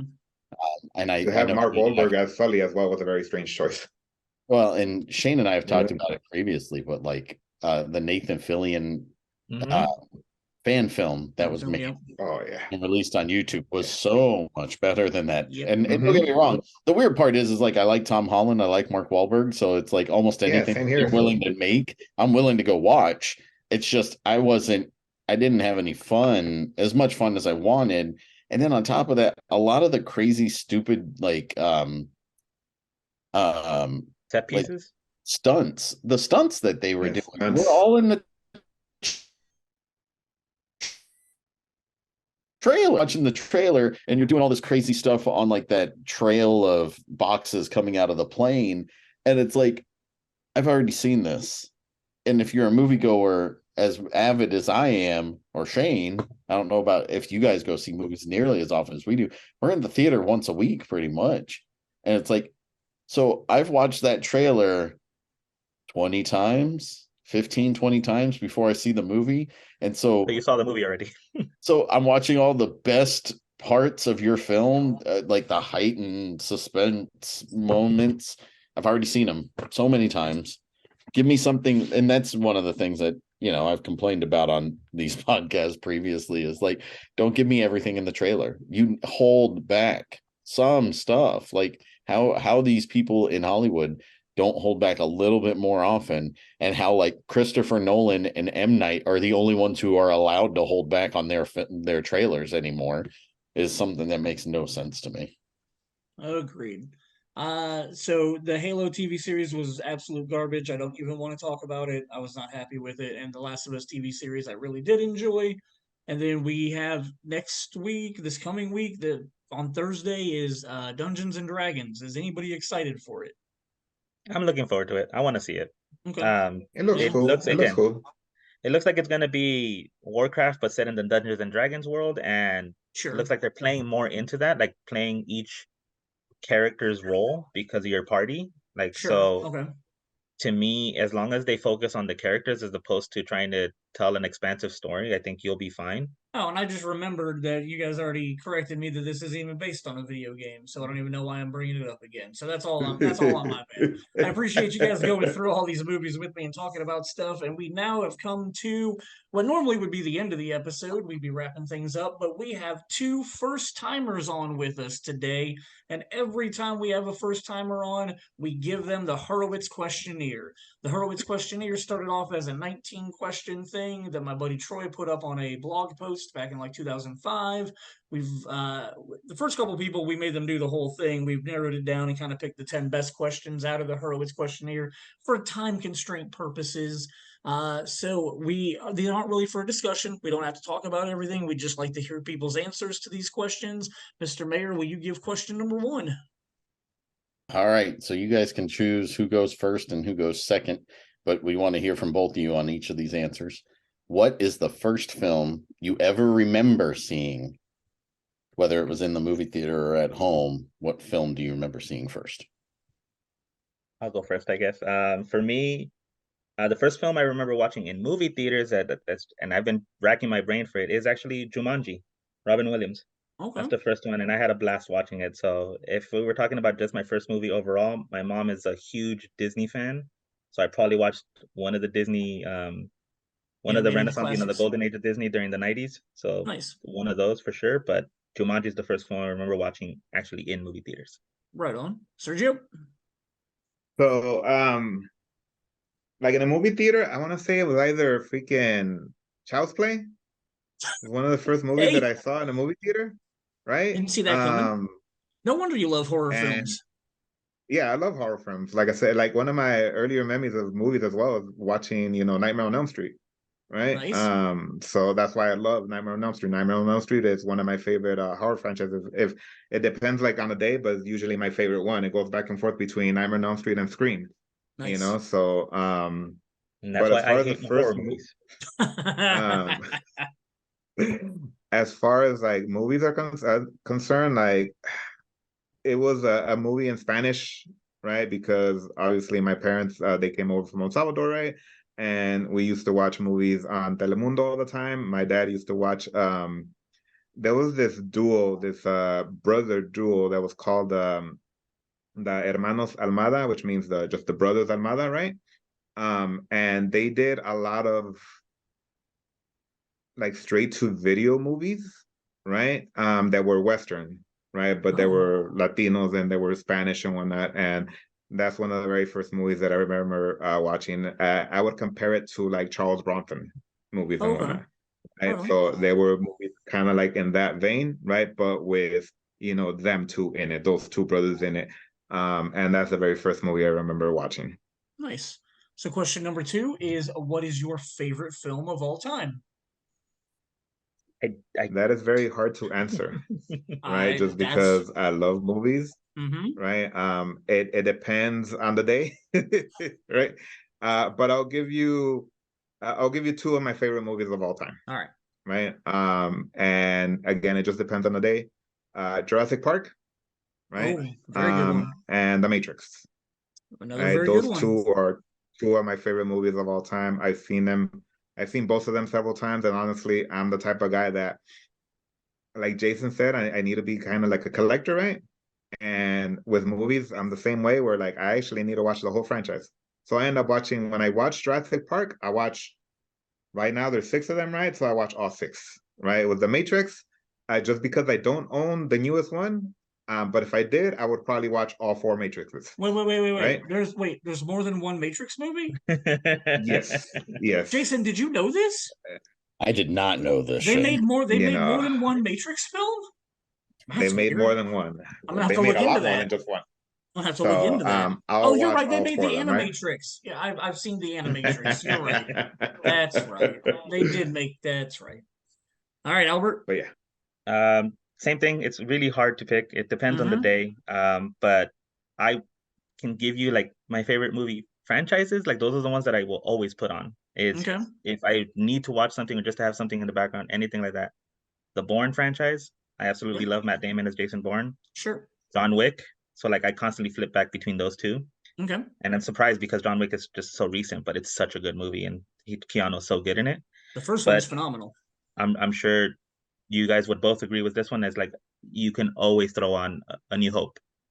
Oh, sure. I will Yep. sit there and watch it. Number one. I will always watch that movie, no matter what. Like I love the rest of the franchise. Mhm. I'm not like everybody else. Obviously, I was around the right age when the prequels came out, so I love Yeah. those. I don't hate the new ones either. Like I don't think they're excellent Star Wars movies, but you gave me lightsabers and you gave me the Force. I'm good. Let's go. But those are up there always. Right on. All right. Question So number 3. what is your favorite line from a film? I'll go with this one, Sergio. I'll start it off. But Shane, I'm sure you'll appreciate this one. It's something that we do say all the time, even though it's very weird for this line to come up and be okay to use, but the greater good. Oh, okay. Yep. Greater I love good. Hot Fuzz. Yeah, so if any one of us Greater ever good. says anything that finishes off with the greater good, somebody in the house will respond, the greater good, just to Nice. continue going because we love that movie so much.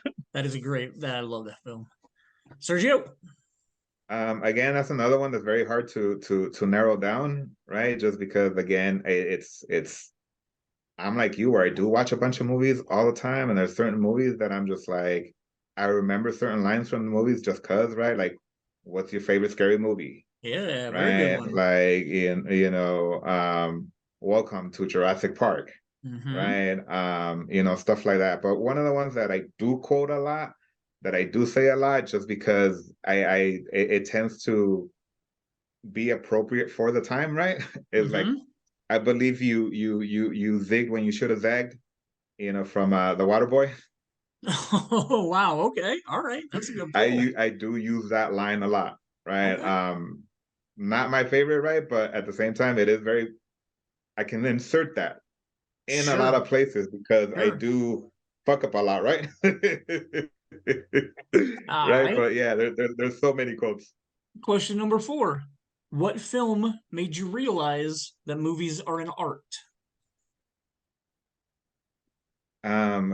I've For whatever reason, I've never actually thought about it. I thought about it that way, right? Until you did send me that questionnaire, and I was like, huh. So the film that I guess really made me love films, right? Mhm. That really made me love movies, that gave me that moment of like with my mouth open and just watching what was going on and whatnot. Jurassic Park, I fully support that. right? Fully support that. Albert?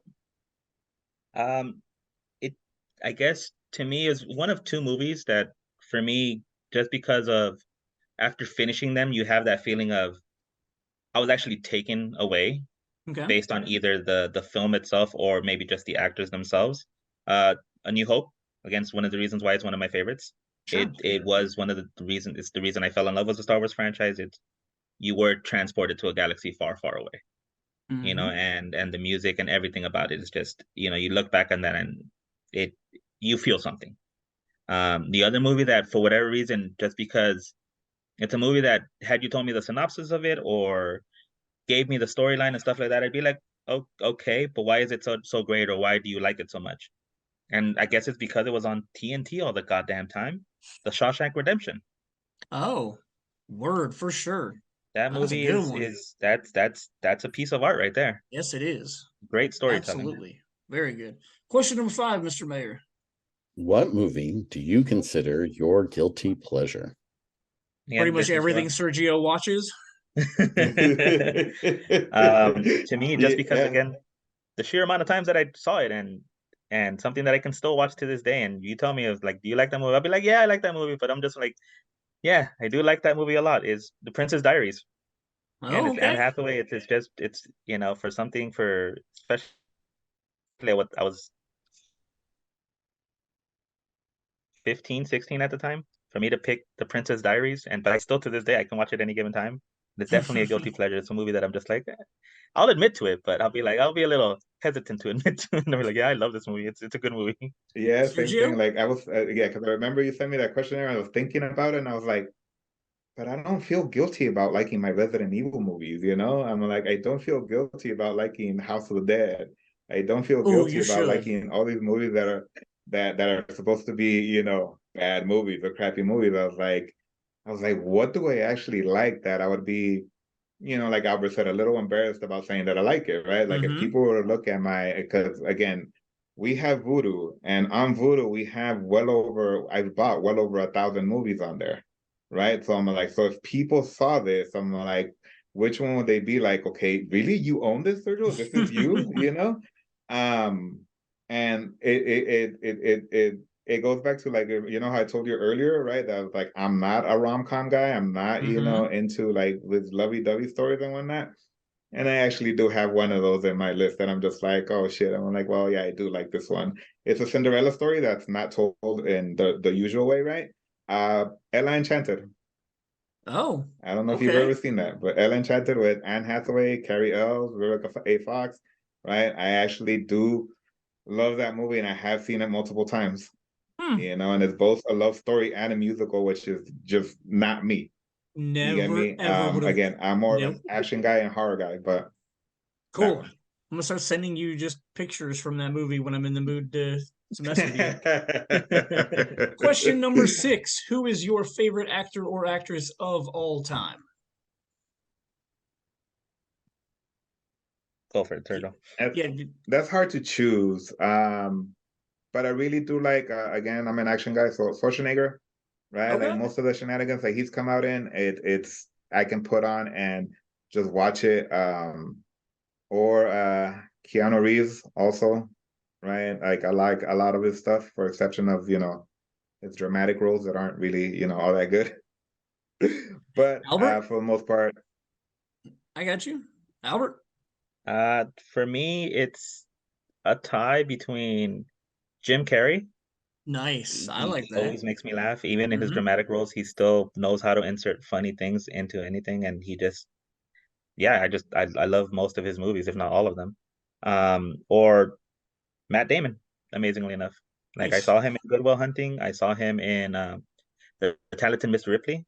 Hmm. I again, it's one of those things where I looked at that synopsis and I was like, never, but I don't know why I watched it, and he's the reason that I stayed.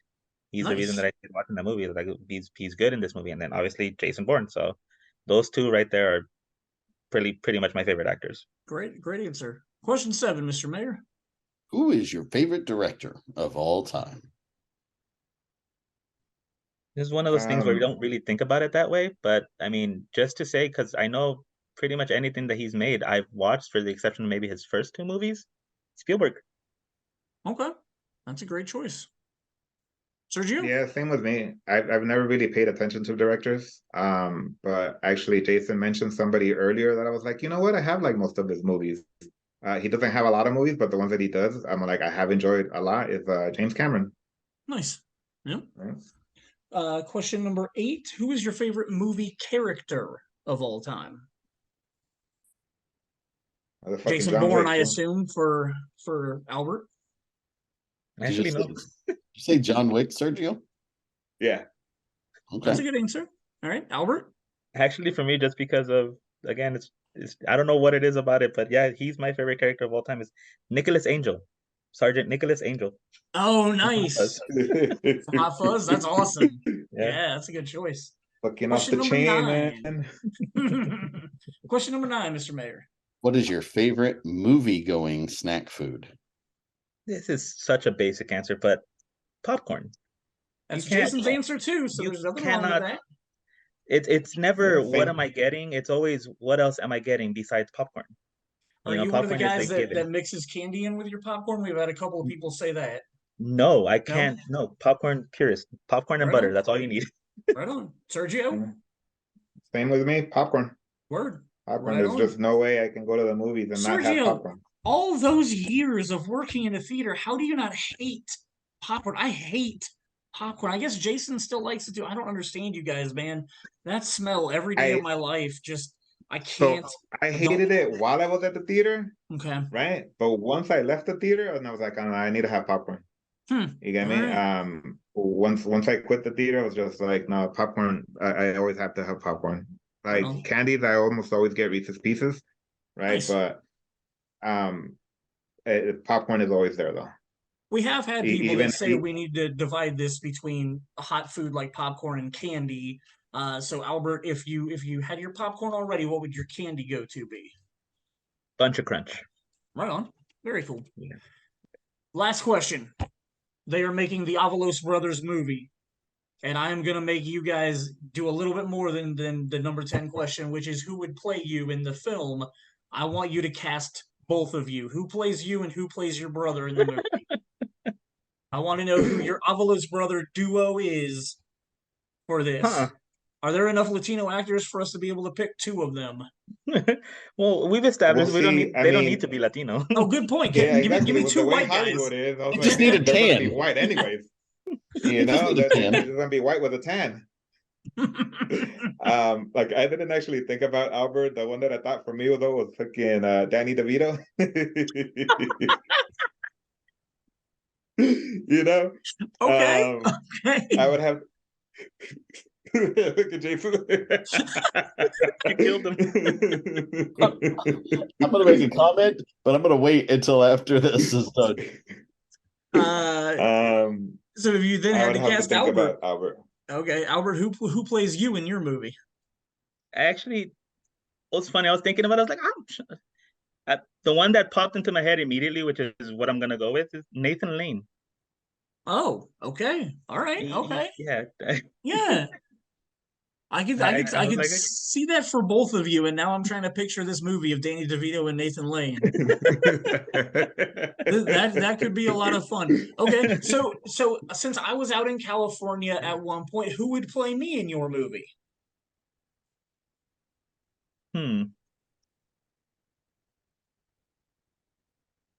Matthew Lillard. Oh, I love that answer so much. You knew how to get to my heart. I love that answer. I didn't even pick it because of that, but you have the same tendencies that he has in Scream. Oh, I love the way that so you much. react about movies. So I was like, yeah, that'll work. Yeah, pretty much, it may be because I modeled my life after him. Who knows? By the time you knew me, I was already obsessed with Scream, so I had definitely absorbed all of him in there. Mr. Sergio? Honestly, that seems like a good enough answer to me. I was like, I can't really think of anything else, you know? I'm in. Well, so you guys both came out here for my wedding a long time ago, and you met Jason and hung out and spent time with him. Who would be Jason in that point of the movie? Jason? Hmm. I don't know. I'm picturing, just because I see all that beard right there, I'm picturing somebody scruffy like Ron Perlman. Ooh. Could we get Ron Perlman to do the movie on his knees? He does have a sexy voice, so there you go. So what made me laugh is you said Danny DeVito, and then I was like, oh God, they could make the new version of Twins, and Twins. Danny DeVito and Danny Trejo playing each other. Oh, that would be great. Oh my God. Now I really want to see Danny DeVito and Danny Trejo as the Avalos brothers. Like that would be an epic film. I absolutely love the fact that we finally got you guys on here. We went really long, and I don't even care. Last time we went this long was our James Bond episode, and we had, 30 some movies to talk about for that one. So it's not a big surprise we went this long, but it's also just so much fun talking and hanging out with you guys. I am super impressed that you did the entire episode in English, not one Spanish slip up. I appreciate that. Thank you for making sure everybody can understand you, and I don't have to put subtitles on any of your parts, which, as I said earlier, I would subtitle it with Shane is awesome, Shane is cool. Like, no matter what you said, that's what your subtitles would say. But it is a blast getting this episode done. Jason's been pushing for it for a long time. I'm so happy we made it happen.